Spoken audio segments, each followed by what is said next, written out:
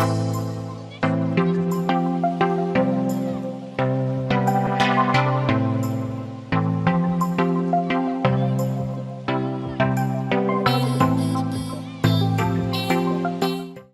Everyone, welcome to Advait education. मेरा नाम है अक्षय मिश्रा और आप पढ़ रहे हैं क्लास 11 फिजिक्स की सीरीज। तो प्रीवियस वीडियो में हमने क्या किया, अपने 6 चैप्टर कंप्लीट किए 11 की सीरीज के। अब ये जो चैप्टर होगा वो हमारी सीरीज का कौन सा होगा, 7 नंबर का चैप्टर होगा। और 11 में देखें तो ये कौन सा रहता है, लास्ट चैप्टर रहता है हमारा वेव्स। हमने अपनी सीरीज क्या करी थी, बीच से शुरू करी थी। आज के हम इस वीडियो में देखेंगे इंट्रोडक्शन क्या होती है, वेव्स क्या उसकी प्रॉपर्टी होती है, कैसे समझेंगे हम वेव्स को, ये सब चीजों के बारे में देखेंगे। 3 प्रकार की जो वेव्स होती है, mechanical waves, electromagnetic waves, matter waves, वो क्या होती है उसके बारे में हम देखेंगे। और कैसे हम वेव को इमेजिन करेंगे, कैसे वो प्रोपोगेट होती है, कैसे वो अपनी एनर्जी मोमेंटम ट्रांसफर करती है, ये सब चीजों के बारे में देखेंगे। क्योंकि चैप्टर शुरुआत करने से पहले हमें इमेजिन करना आना चाहिए कि क्या है वेव, क्या उसकी प्रॉपर्टी है, तभी हम क्या कर पाएंगे, बता पाएंगे कि वेव क्या होती है। तो वही सब चीजों के बारे में हम क्या करेंगे, अपने इस वीडियो में देखेंगे। एक बार हम अपना टेबल ऑफ कंटेंट देखें कि हमने अपनी सीरीज 11 की कैसे शुरू करी थी। तो हम यदि देखें तो हमने क्या किया था, अपना 9 मैकेनिकल प्रॉपर्टीज ऑफ सॉलिड से हमने क्या किया था, शुरू की थी अपनी सीरीज। और बीच से क्यों शुरू की थी हमने अपनी सीरीज, ताकि जितने भी लोग स्टार्टिंग में स्कूल में पढ़ रहे होंगे वो अपने पहले चैप्टर्स पढ़ लेंगे। हम मैकेनिकल प्रॉपर्टीज ऑफ सॉलिड से शुरू करके एंड तक अपना क्या कर देंगे, पूरा कंप्लीट कर देंगे। और वही हमारा लास्ट चैप्टर शुरू हो गया है। और स्टार्टिंग के चैप्टर्स तो मैं आपको पढ़ाऊंगा ही पढ़ाऊंगा। तो mechanical properties of solid, mechanical properties of fluid, ये सारी चीजें हम, ये दोनों चैप्टर हमने कंप्लीट कर दिया एकदम डिटेल में। और देखें तो लास्ट के जितने भी चैप्टर्स थे हमारे, thermal properties of matter, thermodynamics, kinetic theory and previously हमने क्या किया, ऑसिलेशन अपना कंप्लीट किया। अब हम अपना कौन सा चैप्टर शुरू करेंगे, वेव्स के बारे में, जो लास्ट चैप्टर रहता है। और जनरली बहुत सारी जगह क्या होता है, ये छूट जाता है क्योंकि लास्ट चैप्टर होने के कारण। बट हम क्या करेंगे, इसको एकदम डिटेल में पढ़ेंगे। ठीक है, तो शुरू करते हैं पूरी फीलिंग के साथ एकदम, कि क्या होता है ओरिजिनली, समझ में आनी चाहिए चीजें क्या होनी चाहिए। ठीक है, एक बार यदि हम देखें कि इसमें हमारे कौन कौन से टॉपिक पढ़ेंगे, तो आप देख सकते हैं पूरे टॉपिक्स हम क्या करेंगे, कवर करेंगे। जितने भी वेव्स चैप्टर में रहते हैं वो पूरे टॉपिक्स हम क्या करेंगे, एक एक करके पूरा कवर करेंगे। एक एक टॉपिक्स बताने का कोई मतलब नहीं, क्योंकि ऑलरेडी हम क्या करेंगे, पूरा डिटेल्ड में पढ़ेंगे। Characteristics of wave, transverse and longitudinal waves, ये सब चीजें क्या रहती है, इंपॉर्टेंट रहती है। और यही सब चीजें क्या करेंगे, हम पढ़ेंगे। ये दोनों में क्या डिफरेंस है, कि कैसे वो सिंपल हार्मोनिक मोशन हो रहा है वेव के साथ, की वेव के परपेंडिकुलर। तो यही सब चीजों के बारे में हम देखेंगे, मतलब हम पूरा टॉपिक कवर करेंगे ही करेंगे। ठीक है, अब एक बार टाइमलाइन देखें जो हम अपने हर चैप्टर के चालू होने से पहले बताते हैं। तो हमारी अभी टाइमलाइन क्या थी, प्रीवियसली हमने क्या किया, ऑसिलेशन कंप्लीट किया। अब हम कौन सा चैप्टर शुरू कर रहे हैं, अपना वेव्स शुरू कर रहे हैं, जो लास्ट चैप्टर है 11 की सीरीज का। उसके बाद हम फिर से चैप्टर 1 से क्या कर देंगे, अपनी सीरीज के जहां से ग्रेविटेशनल तक पूरा हमें जाना है, तो वो भी फिर हम क्या कर देंगे, जाने लग जाएंगे। तो उसके बाद नेक्स्ट चैप्टर्स कौन से होंगे, ये तो हम जैसे टाइमलाइन दिखाते हैं हर किसी भी चैप्टर के स्टार्टिंग में, तो ये वैसी हमारी टाइमलाइन, और इसी को हम क्या करेंगे, फॉलो करेंगे। मतलब वेव्स कंप्लीट हुआ तो हमारा जस्ट पहला चैप्टर चालू होगा फिजिकल वर्ल्ड के बारे में। ठीक है, तो एक बार इंट्रोडक्शन देखते हैं, वेव्स होती क्या है। In previous chapter we study motion of objects oscillating in isolation.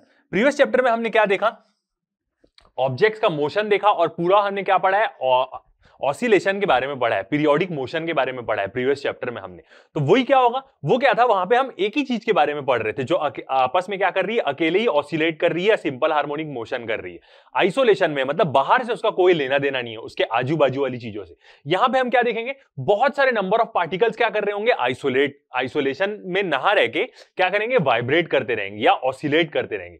उसी के कारण क्या होगी, वेव्स प्रोड्यूस होगी। जहां हमने प्रीवियस चैप्टर में एक पार्टिकल के बारे में पढ़ा था, यहां पे हम पूरे पार्टिकल्स को मिला के उसकी प्रॉपर्टीज के बारे में देखेंगे। जहां पे क्या कर रहे होंगे, सब ऑसिलेट कर रहे होंगे। ऑसिलेट मतलब क्या, एक प्रकार से सिंपल हार्मोनिक मोशन कर रहे होंगे, और उसी से क्या होगी, वेव बनेगी, और वो क्या होगी, ट्रांसफर होगी। तो what happens in a system in which a collection of such objects, मतलब एक ऐसे सिस्टम में कहा क्या होगा, जिस सिस्टम में क्या होंगे, कलेक्शन होंगे ऐसे ऑब्जेक्ट्स के, बहुत सारे ऑब्जेक्ट्स होंगे और सब क्या कर रहे होंगे, ऑसिलेट कर रहे होंगे। तो ऐसे सिस्टम में क्या होगा, तो ऐसे सिस्टम में क्या होगी, वेव्स ट्रेवल होगी। तो पहले हम पूरा देखते हैं, फीलिंग बनाते हैं, फिर हम डेफिनेशन में जाएंगे कि ओरिजिनली वेव्स होती क्या। Material medium provides such an example, एक ऐसा यदि हम देखें, ऐसा सिस्टम हम देखें जहां पे बहुत सारे पार्टिकल्स क्या कर रहे हैं, ऑसिलेट कर रहे हैं, तो ऐसा एग्जांपल क्या हो सकता है, एक मटेरियल मीडियम। ऐसा मीडियम जो मटेरियल, जैसे हम क्या बोल सकते हैं, एक प्रकार से एयर। एयर क्या है, एक मटेरियल मीडियम है, मतलब पूरे पार्टिकल्स हैं एयर के पूरे। ऑब्वियस ही बात है, जो एटमॉस्फेयर है वो क्या है, पूरे पार्टिकल से बना हुआ है, अलग अलग चीजों से। तो ये एक प्रकार का क्या है, मटेरियल मीडियम है। Elastic forces bind the constituents each other and therefore motion of one affects the other. अब एक मटेरियल मीडियम को हम कैसे बोल सकते हैं, जैसे एयर है, एयर के पार्टिकल्स के बीच में क्या है, एक प्रकार से आइडियल गैस तो नहीं है एयर, एकदम अच्छे से तो नहीं मानते, थोड़ी सी तो इंटर एटॉमिक फोर्सेस हम मान सकते हैं। तो इसका मतलब क्या होगा कि जितने भी पार्टिकल्स है वो एक दूसरे को क्या करके रखे हैं, पकड़ के रखे हुए हैं। सेम ऐसा एग्जांपल हम थोड़ा और अच्छा एग्जांपल वाटर का, वाटर में देख सकते हो तो ऑब्वियसली बात है उसकी फोर्स, मतलब मॉलिक्यूल्स के या एटम्स के बीच की फोर्स क्या रहती है, ज्यादा रहती है। तो वो क्या करके रखे, एक दूसरे को पकड़ के रखे हुए हैं। और जो वो एक दूसरे को पकड़ के रखे हुए हैं वो फोर्सेस कैसी होती है, एक प्रकार की इलास्टिक फोर्सेस होती है। जैसे हमने मैकेनिकल प्रॉपर्टीज ऑफ सॉलिड में एक स्प्रिंग मॉडल देखा है, मतलब इलास्टिक फोर्सेस को आप कैसे एज्यूम कर सकते हैं कि जो दो एटम्स है या दो मॉलिक्यूल्स है उनके बीच में एक स्प्रिंग लगी हुई है, उनको खींचेंगे तो वो क्या हो जाएंगे, वापिस रिस्टोर हो जाएंगे।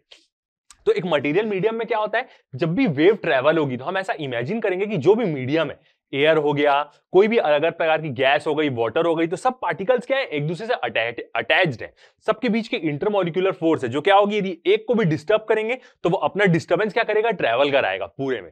वाटर को एक पॉइंट से आप डिस्टर्ब करें तो आप देख सकते हैं ऐसे क्या होती है, वेव्स ट्रेवल होती है। तो वो क्या होगा, इलास्टिक फोर्सेस के कारण मॉलिक्यूल्स एक दूसरे को पकड़ के रखें, एक को आप खींचोगे तो वो अगले को भी क्या मिलेगी, टेंशन मिलेगी ही मिलेगी। तो ये क्या है, मटेरियल मीडियम का एक प्रकार से एग्जांपल है। शुरू करेंगे हम पूरा वेव्स के बारे में अभी। If you drop a little pebble in a pond of still water, the water surface gets disturbed. अब यदि हम देखें एक तालाब रहे या कुछ भी रहे, पॉन्ड रहे, उसमें हम क्या करते हैं, एक स्टोन को यदि हम डाल दें तो आप देखे होंगे जिस जगह में हम स्टोन डालते हैं वहां से क्या होती है, ऐसे वेव्स बाहर निकलती है। देखे होंगे आप, ऐसे ऊपर नीचे लहरें की तरह से बाहर निकलती है। यदि आप उसको देखेंगे तो आपको ऐसा लगेगा कि वाटर क्या हो रहा है, बाहर जा रहा है, बट ऐसा नहीं होता है। वहां पे वाटर नहीं, बस एक वाटर सरफेस में क्या होता है, एक डिस्टर्बेंस ट्रेवल होता है। पानी का सरफेस एकदम स्टिल है, उसमें आप एक पत्थर फेंक दें तो क्या होता है, पूरा एक प्रकार से आप देख सकते हैं सर्कल रंग की एक वेव्स क्या होती है, बाहर की तरफ जाती है। तो वही फर्स्ट, यदि हम किसी भी एक वाटर के पॉन्ड में एक पत्थर ड्रॉप कर दें तो क्या होगी, वेव्स निकलेगी उससे। और उसी वेव्स को हम क्या बोल सकते हैं, पहले हम उसको बोलते हैं कि वो एक प्रकार का क्या है, डिस्टर्बेंस है। मतलब वाटर का सरफेस एकदम स्थिर था, उसमें हमने एक पत्थर डाल दिया तो उसकी सरफेस को हमने डिस्टर्बेंस क्रिएट कर दिया उसकी सरफेस में, फिर उसको हम वेव बनाएंगे। The disturbance does not remain confined to one place but propagate outwards along a circle. और वो जो डिस्टर्बेंस रहता है वो एक ही जगह में नहीं रहता है, और क्या होता है, आउटवर्ड सर्कल की तरह क्या होता है, वो एक्सपैंड होता है। फोटोज में देखें तो आप देख सकते हैं कि यदि हम एक वाटर सरफेस में यदि हम एक ऐसे पत्थर डालते तो आप देख सकते हैं ऐसा आउटवर्ड सर्कल में क्या होगा, ये पूरा डिस्टर्बेंस बाहर की तरफ निकलेगा। तो ये डिस्टर्बेंस क्या है, इसी को हम आगे जाके देखेंगे कि ये एक प्रकार की क्या होती है, वेव्स होती है। क्या होती है इसकी प्रॉपर्टी, यही सब चीज हम जानेंगे। तो ऐसे डाले तो क्या होगा, पूरा आउटवर्ड सर्कल में क्या होगा, बाहर निकलने जाएगा। कंटिन्यूअसली पत्थर डालें तो क्या होगा, कंटिन्यूअसली वेव्स क्या होने लग जाएगी, डिस्टर्बेंस। मतलब एक प्रकार का क्या था, पानी के सरफेस को हमने क्या कर दिया, डिस्टर्ब कर दिया। और एक डायग्राम में देखें तो आप देख सकते हैं हल्का सा उछलता भी है वाटर, और पूरी वेव्स क्या होने लग जाती है, बाहर की तरफ निकलने लग जाती है। आगे बढ़ते हैं। If you continue dropping a pebble in pond you will see circles rapidly moving outwards from the point where water surface is disturb. और यदि आप क्या करें, कंटिन्यूअसली उसमें उसी पॉइंट पे एक पत्थर थ्रो करने लग जाए तो आप देख सकते हैं कि कंटिन्यूअसली और तेजी से क्या होगा, डिस्टर्बेंस बाहर की तरफ निकलेगा। जितने बार आप पत्थर उसमें ड्रॉप करेंगे उतने बार डिस्टर्बेंस क्या होगा, और तेजी से आउटवर्ड मूव करेगा सर्कल के फॉर्म में। It gives a feeling as if water is moving outwards from the point of disturbance. और इसको देख के हमें कैसी फीलिंग आती है कि जो पानी है वो क्या हो रहा है, जिस जगह में हमने पत्थर फेंका है उस जगह में पानी क्या हो रहा है, बाहर की तरफ जा रहा है। ऐसी फीलिंग आती है क्योंकि दिखता है कि पानी की ऐसे लहर बन के क्या हो रही है, वो बाहर की तरफ जा रहा है। If you put some cork pieces on the disturbance, यदि हम एक कॉर्क जो होती है, जो बॉटल के ऊपर में लगे रहती है, शैंपेन की बॉटल में आप देखे होंगे, यदि आप उसी डिस्टर्बेंस सरफेस में एक कॉर्क रख देना या छोटा सा एक कॉर्क रख दें तो क्या होगा, वो बाहर की तरफ नहीं जाएगा, वो क्या करेगा, अपनी पोजीशन पे ही जब उससे एक डिस्टर्बेंस गुजरेगा तो वो क्या करेगा, बस अप एंड डाउन करेगा, वो बाहर की तरफ नहीं जाएगा। It is seen that the cork pieces move up and down but do not move away from the centre of disturbance. तो ऐसा देखा जाता है, आप करके भी देख सकते हैं कि जो कॉर्क का पीस होगा वो क्या होगा, ऊपर नीचे होगा, मगर वो डिस्टर्बेंस के साथ बाहर नहीं जाएगा। दिस शोज दैट, तो इससे हमें क्या समझ में आता है, this shows that water mass does not flow outwards with the circle but rather a moving disturbance is created। तो इससे हमें यह समझ में आता है कि जो पानी है वो बाहर की तरफ नहीं जाता है, बट जिस जगह में हमने पत्थर फेंका है वहां पे एक डिस्टर्बेंस क्रिएट होता है और वो बाहर की तरफ मूव होता है। तो आप देख सकते हैं वेव एक प्रकार की क्या है, डिस्टर्बेंस है। इसमें क्या होता है कि ओरिजिनल पूरा मास फ्लो नहीं होगा, बस उस मास में क्या होगी, डिस्टर्बेंस क्रिएट होगी। सेम ये वाटर वाला एग्जांपल हम लेके देख सकते हैं, जहां हमने पत्थर फेंका, डिस्टर्बेंस आउटवर्ड जाएगा मगर पानी बाहर की तरफ नहीं जाएगा, उसमें जो भी उसका स्टिल सरफेस था उसमें एक डिस्टर्बेंस ट्रेवल कर रहा है। इसी को डिस्टर्बेंस को आगे जाके हम क्या देखेंगे, वेव देखेंगे, तो और अच्छे समझ में आएगा। आगे बढ़ते हैं, डेफिनेशन देखेंगे। तो सिमिलरली, अब ये एक वाटर का एग्जांपल हुआ, अब साउंड वेव का एग्जांपल लेते हैं। जब एक जन बोलता है तो अगले को सुनाई देता है, तो साउंड कैसे ट्रेवल करता है एयर में। सिमिलरली, व्हेन वी स्पीक, जब हम बोलते हैं, the sound moves outward from us without any flow of air from one part of the medium to another. Similarly, जैसे हम बोलते हैं तो आप देख सकते हैं कि एक रूम में दो लोग बैठे हैं, एक जन ने बोला तो क्या होगा, उसी की जो वॉइस है वो क्या होगी, एयर में एज अ डिस्टर्बेंस ट्रेवल होगी। ऐसा आपने कभी देखा है कि एक जन बोला अगले को हवा लग रही है, ऐसा तो नहीं हो सकता ना। एक जन जो भी बोल रहा है उससे क्या होगा, एयर में एक डिस्टर्बेंस क्रिएट होगा, और वो डिस्टर्बेंस क्या होगा, उसके कान के पास जाएगा, और वो कान क्या करता है, डिटेक्ट करता है एयर का डिस्टर्बेंस। तो इसमें हम क्या बोल सकते हैं कि एयर का पूरा मास मूव नहीं कर रहा है, सिर्फ एक एयर में एक डिस्टर्बेंस मूव कर रहा है। तो वेव क्या है, एक प्रकार का डिस्टर्बेंस है। सही तरीके से देखें तो किसमें डिस्टर्बेंस है, वो एक मीडियम में, और बिना मीडियम में भी वो डिस्टर्बेंस हो सकता है। इसके बारे में भी हम आगे जाके देखेंगे। जैसे स्पेस में जितनी भी लाइट होती है वो बिना मीडियम में फ्लो करती है, तो ये एक सेकंड प्रकार की वेव है जिसके बारे में हम आगे जाके देखेंगे। Without any flow of air, मतलब जब हम बोलते हैं तो एयर मूव नहीं करती है, बस जो क्या होता है, जो भी हमने बोला है वो डिस्टर्बेंस मूव करता है, अगले के कान तक जाता है, सेम वाटर के सरफेस जैसा। आगे बढ़ते हैं। तो अब यदि हम एक साउंड वेव के बारे में देखें, इसके बारे में तो हम डिटेल में समझेंगे ही समझेंगे कि ओरिजिनली साउंड कैसे मूव करता है, क्या होता है कंप्रेशन, क्या होता है रेयर फ्रैक्शन, के बारे में ये तो समझेंगे ही। बट आप देख सकते हैं एक स्पीकर है, और इसी के बदले हम क्या कर सकते हैं, अपने बोलने को इमेजिन कर सकते हैं। जब भी हम बोलेंगे तो हमारे पास के एयर मॉलिक्यूल्स क्या हो जाएंगे, कंप्रेस हो जाते हैं।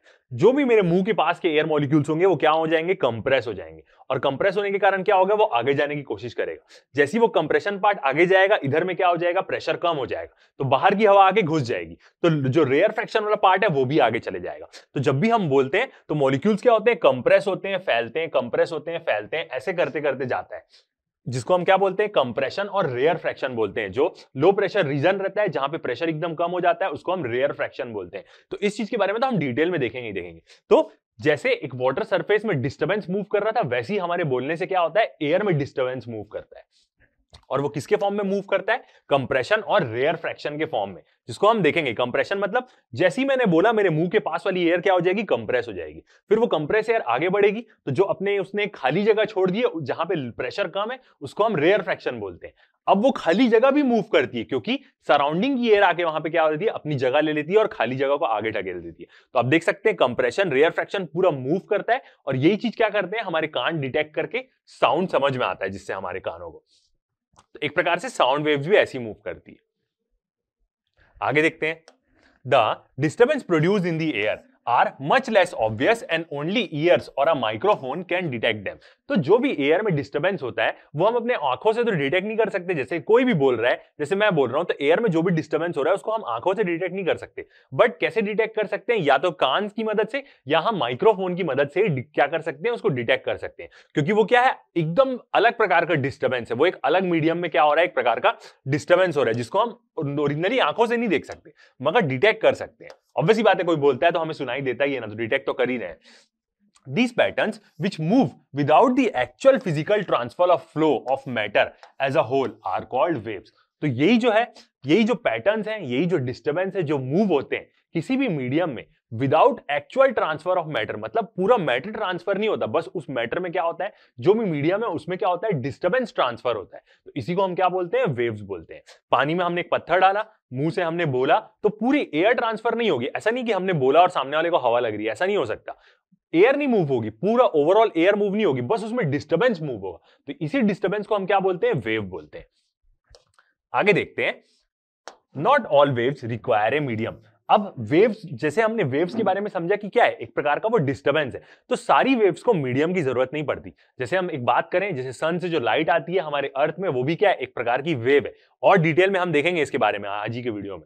तो उसके लिए क्या है, उसको कोई मीडियम की जरूरत पड़ रही है कि नहीं, बीच में अर्थ और सन के बीच में क्या है, पूरा वैक्यूम है, स्पेस क्या है, एम्प्टी जगह है, फिर भी क्या हो रही है, लाइट वेव क्या हो रही है, ट्रेवल हो रही है। तो सारी वेव को मीडियम की जरूरत नहीं पड़ती है, कुछ वेव्स ऐसी होती है जो क्या होती है, बिना मीडियम के ट्रेवल कर देती है, जिसको हम क्या बोलते हैं, इलेक्ट्रोमैग्नेटिक वेव्स बोलते हैं या रेडिएशन बोलते हैं। और ऐसी वेव जिसको मीडियम चाहिए मूव करने के लिए, एक मटेरियल मीडियम चाहिए, हवा चाहिए, पानी चाहिए, तो उस वेव को हम क्या बोलते हैं, मैकेनिकल वेव्स बोलते हैं। जैसे साउंड वेव हो गई, वाटर में जो हमने वेव प्रोड्यूस करी, वो सब क्या है, मैकेनिकल वेव्स। और ऐसी जितनी भी वेव जो वैक्यूम में मूव कर रही है, स्पेस में मूव कर सकती है, रेडियो सिग्नल्स, अपने मोबाइल के सिग्नल्स, हर एक चीज, इंफ्रारेड, ये सब क्या है, इलेक्ट्रोमैग्नेटिक वेव्स में आता है, जिसके बारे में हम डिटेल में देखने वाले हैं।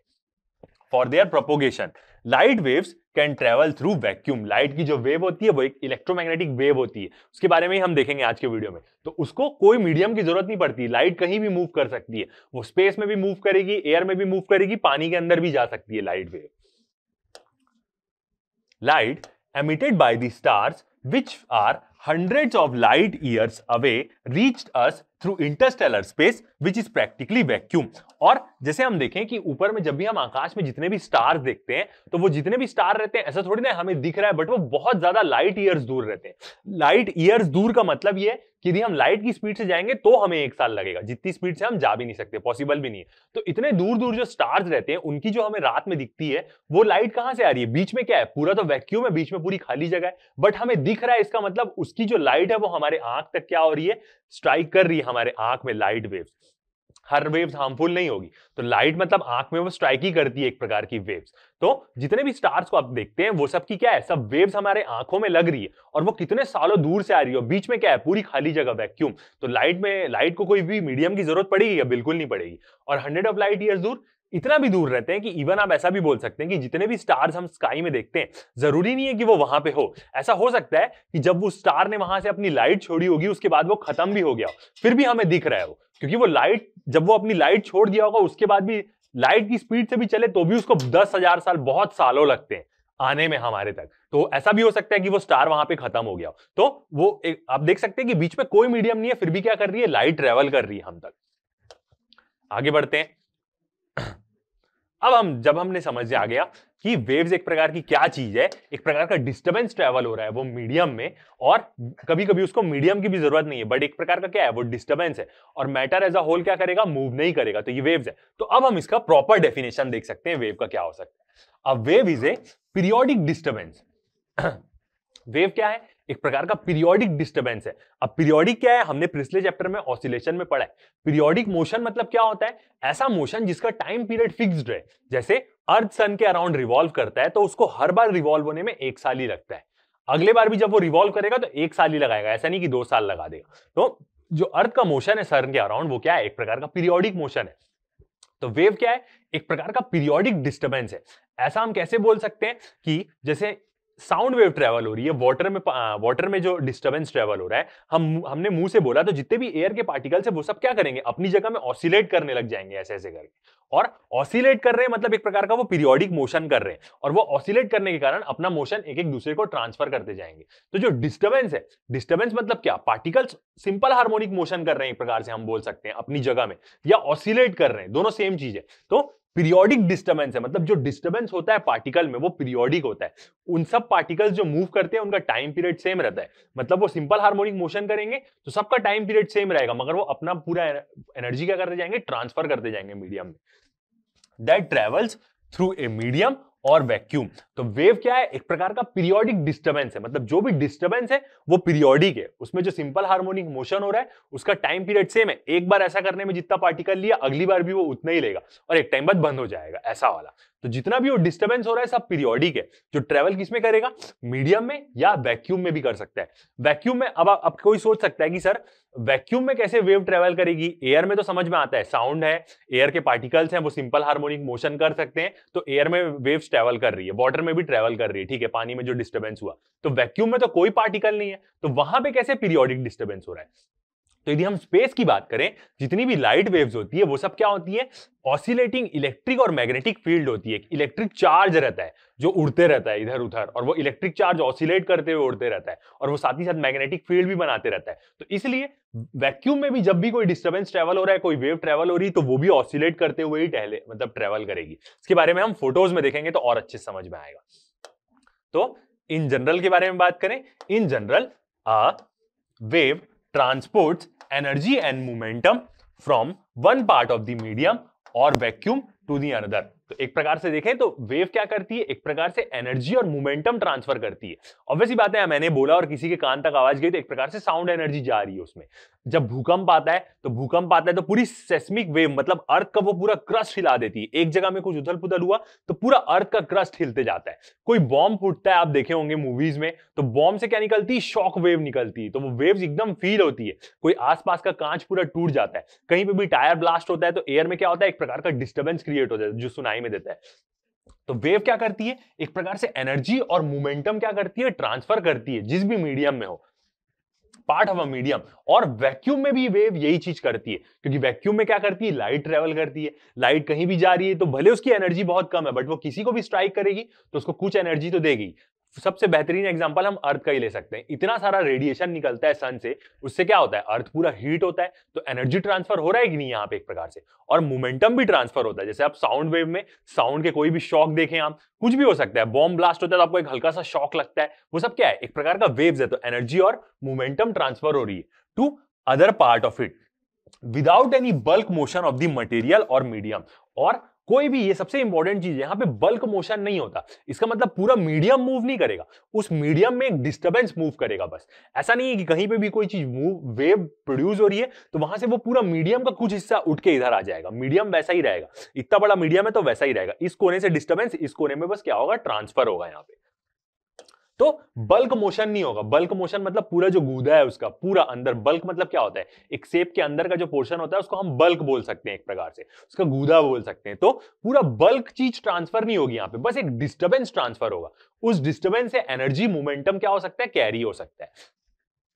अब आपने बहुत सारी चीज एक्सपीरियंस करी होगी, जैसे दिवाली में आप थोड़ा सा बड़ा टॉप टाइगर फोड़ दें तो आपको अचानक से एक हल्का सा शॉक वेव लगता है। थोड़ा सा पास, एकदम पास में नहीं रहना है, थोड़ा सा भी दूर में रहना है तो हल्का सा एक शॉक लगता है। तो वो क्या है, एक प्रकार का वेव है। ऐसा तो नहीं कि पूरी हवा मूव होकर आ जा रही है आपकी तरफ, नहीं, सिर्फ डिस्टर्बेंस ट्रेवल कर रहा है वहां पे। When wave occurs, a system is disturbed from its equilibrium position and this disturbance travels or propagates from one region of the system to the other। तो जब भी क्या होता है, वेव ऑकर होती है तो एक सिस्टम क्या होता है, कोई भी सिस्टम, एयर के पार्टिकल से सब आराम से बैठे हुए हैं। अब वो क्या हो जाएंगे, डिस्टर्ब हो जाएंगे। किससे, अपनी इक्विलिब्रियम पोजीशन से। कैसे, एयर के जितने भी पार्टिकल से मान लेते हैं 2-3 पार्टिकल एज्यूम कर लेते हैं, ये 3 पार्टिकल है और सबके बीच में क्या है, एक इंटर एटॉमिक फोर्सेस है हल्की सी, जो मॉलिक्यूल्स एक दूसरे को पकड़ के रखे हुए हैं। यहां हम बोले कि एटमॉस्फेयर पूरा प्रेशर लगा के इनको दबा के रखा है। एक वेव ट्रेवल हुई तो यहां पे डिस्टर्बेंस क्रिएट हो जाएगा। ये डिस्टर्ब हुआ तो ये इसको भी डिस्टर्ब कर देगा, ये इसको भी डिस्टर्ब कर देगा। तो ऐसे क्या होता है, डिस्टर्बेंस ट्रेवल होता है यहां पे।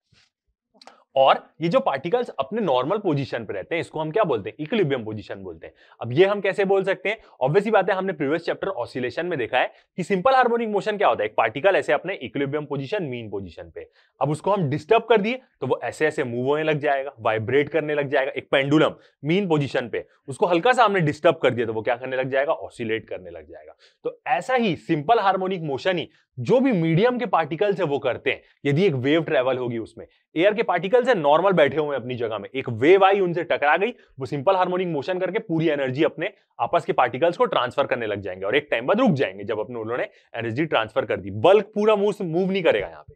तो इक्विलिब्रियम पोजीशन मतलब हमें समझ में आ सकता है, जितने भी लोग ऑसिलेशन पढ़े उनको समझने में और आसानी जाएगी। मतलब वेव तो ट्रेवल कर रही है, अब वेव यहां ट्रेवल कैसे कर रही है, तो जितने भी पार्टिकल्स हैं वो पार्टिकल्स अपनी जगह में 1-2 बार सिंपल हार्मोनिक मोशन कर दिया, अपनी एनर्जी दूसरे को दे दिया, फिर वो सिंपल हार्मोनिक मोशन कर दिया, अपने पोजीशन पे ऐसे से मूव कर दिया, फिर वो उसको दे दिया, फिर वो सिंपल हार्मोनिक मोशन कर दिया। तो ऐसे ही आप देख सकते हैं कि हर पार्टिकल्स अपने जगह में सिंपल हार्मोनिक मोशन या ऑसिलेट कर रहे हैं, तो वो कहीं मूव नहीं होंगे। वो थोड़ी देर ऑसिलेट किया, अपने बाजू वाले को एनर्जी दे दिए, वो ऑसिलेट किया, वो अपने बाजू वाले को एनर्जी दे दिया, तो पार्टिकल सब वहीं पे हैं, बस ऐसे से वो मूव कर रहे हैं। तो एक प्रकार का क्या हो रहा है, आप देख सकते हैं कैसे डिस्टर्बेंस ट्रेवल हो रहा है यहाँ पे।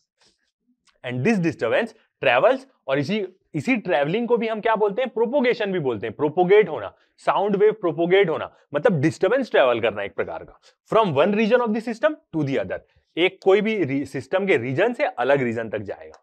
इन a wave both information and energy propagate in the form of signals. एक वेव की बात करें तो इंफॉर्मेशन, एनर्जी दोनों प्रोपोगेट होती है सिग्नल्स के फॉर्म में। इसको हम और एक एग्जांपल से समझ सकते हैं, जैसे हम फोन में बात करते हैं तो हमारी जितना भी वॉइस चीजें हैं वो क्या हो जा रही है, इलेक्ट्रिक सिग्नल्स में कन्वर्ट हो जा रही है। वो इलेक्ट्रिक सिग्नल्स मतलब क्या, वेव ही एक प्रकार की, वो इलेक्ट्रिक वेव जा रही है इलेक्ट्रोमैग्नेटिक वेव्स के फॉर्म में, फिर अगली जगह उसको डिटेक्ट करके अगला उसको साउंड सिग्नल बना दे रहा है। तो एक प्रकार का क्या है, पूरा क्या होता है, सिग्नल्स के फॉर्म में ही मूव होती है। वेव क्या है, एक प्रकार का सिग्नल ही है, यहाँ पे हम बोल सकते हैं। जितने भी फोन्स है, फोन्स, कंप्यूटर, अभी हम वीडियो मतलब पिक्चर्स में देखेंगे तो आपको और क्लियरली समझ में आएगा। हर एक चीज वेव रेडिएट करती ही करती है, ठीक है। जब हम तीनों वेव्स के बारे में देखेंगे, मैकेनिकल वेव्स, इलेक्ट्रोमैग्नेटिक वेव्स, तो मैं आपको और खतरनाक तरीके से पिक्चर से समझाऊंगा, तो आपको क्या होगा, और अच्छे से समझ में आएगा। पहले इंट्रो देख लेते बस कुछ देर और। ऑल ओवर कम्युनिकेशन मतलब जितना भी हमारा बात करने का जरिया है, कंप्यूटर, इंटरनेट, फोन, टैबलेट आप ले लें, essentially depends on the transmission of signal through waves. तो जितना भी हमारा कम्युनिकेशन है, जो भी हम करते हैं, लाइव क्लासेस देखते हैं, नेट चलाते हैं, वो सब क्या होता है, वाईफाई जो हमारे घर में रहता है सब वेव्स से जुड़ा हुआ है। फोन के सिग्नल्स, घर में कोई वाईफाई रखा हुआ है तो पूरे घर में क्या करता है, एक प्रकार का इंटरनेट के सिग्नल्स प्रोवाइड कराता है। तो सब क्या है, सब चीज सिग्नल और वेव्स पे ही बेस्ड है एक प्रकार से बोले तो। सिग्नल मतलब क्या, एक प्रकार का वेव्स जो टावर से निकलता है, हमारे घर के पास रहते हैं, सब चीज। Speech means production of sound waves, यदि हम जो बोलते हैं, बोलने का मतलब क्या है, हम साउंड वेव्स प्रोड्यूस कर रहे हैं। In air hearing amounts to their detection, और सुनने को हम क्या बोलते हैं, डिटेक्ट करना बोलते हैं साउंड वेव्स को। Often communication involves different kinds of waves, और कम्युनिकेशन का मतलब एक जगह से अपनी बात को दूसरी जगह पहुंचाना और प्रॉपर समझाना उसको कि मैं क्या बोलना चाह रहा हूं। तो उसमें क्या होती है, बहुत सारी प्रकार की वेव्स इन्वॉल्व रहती है। देखते हैं, फॉर एग्जांपल साउंड वेव्स, जो हमने बोला फोन में, वो क्या रहती है, एक प्रकार की साउंड वेव्स रहती है। May be first converted into electric current, और वो फर्स्ट किस में कन्वर्ट हो जाती है, इलेक्ट्रिक करंट सिग्नल्स में कन्वर्ट हो जाती है।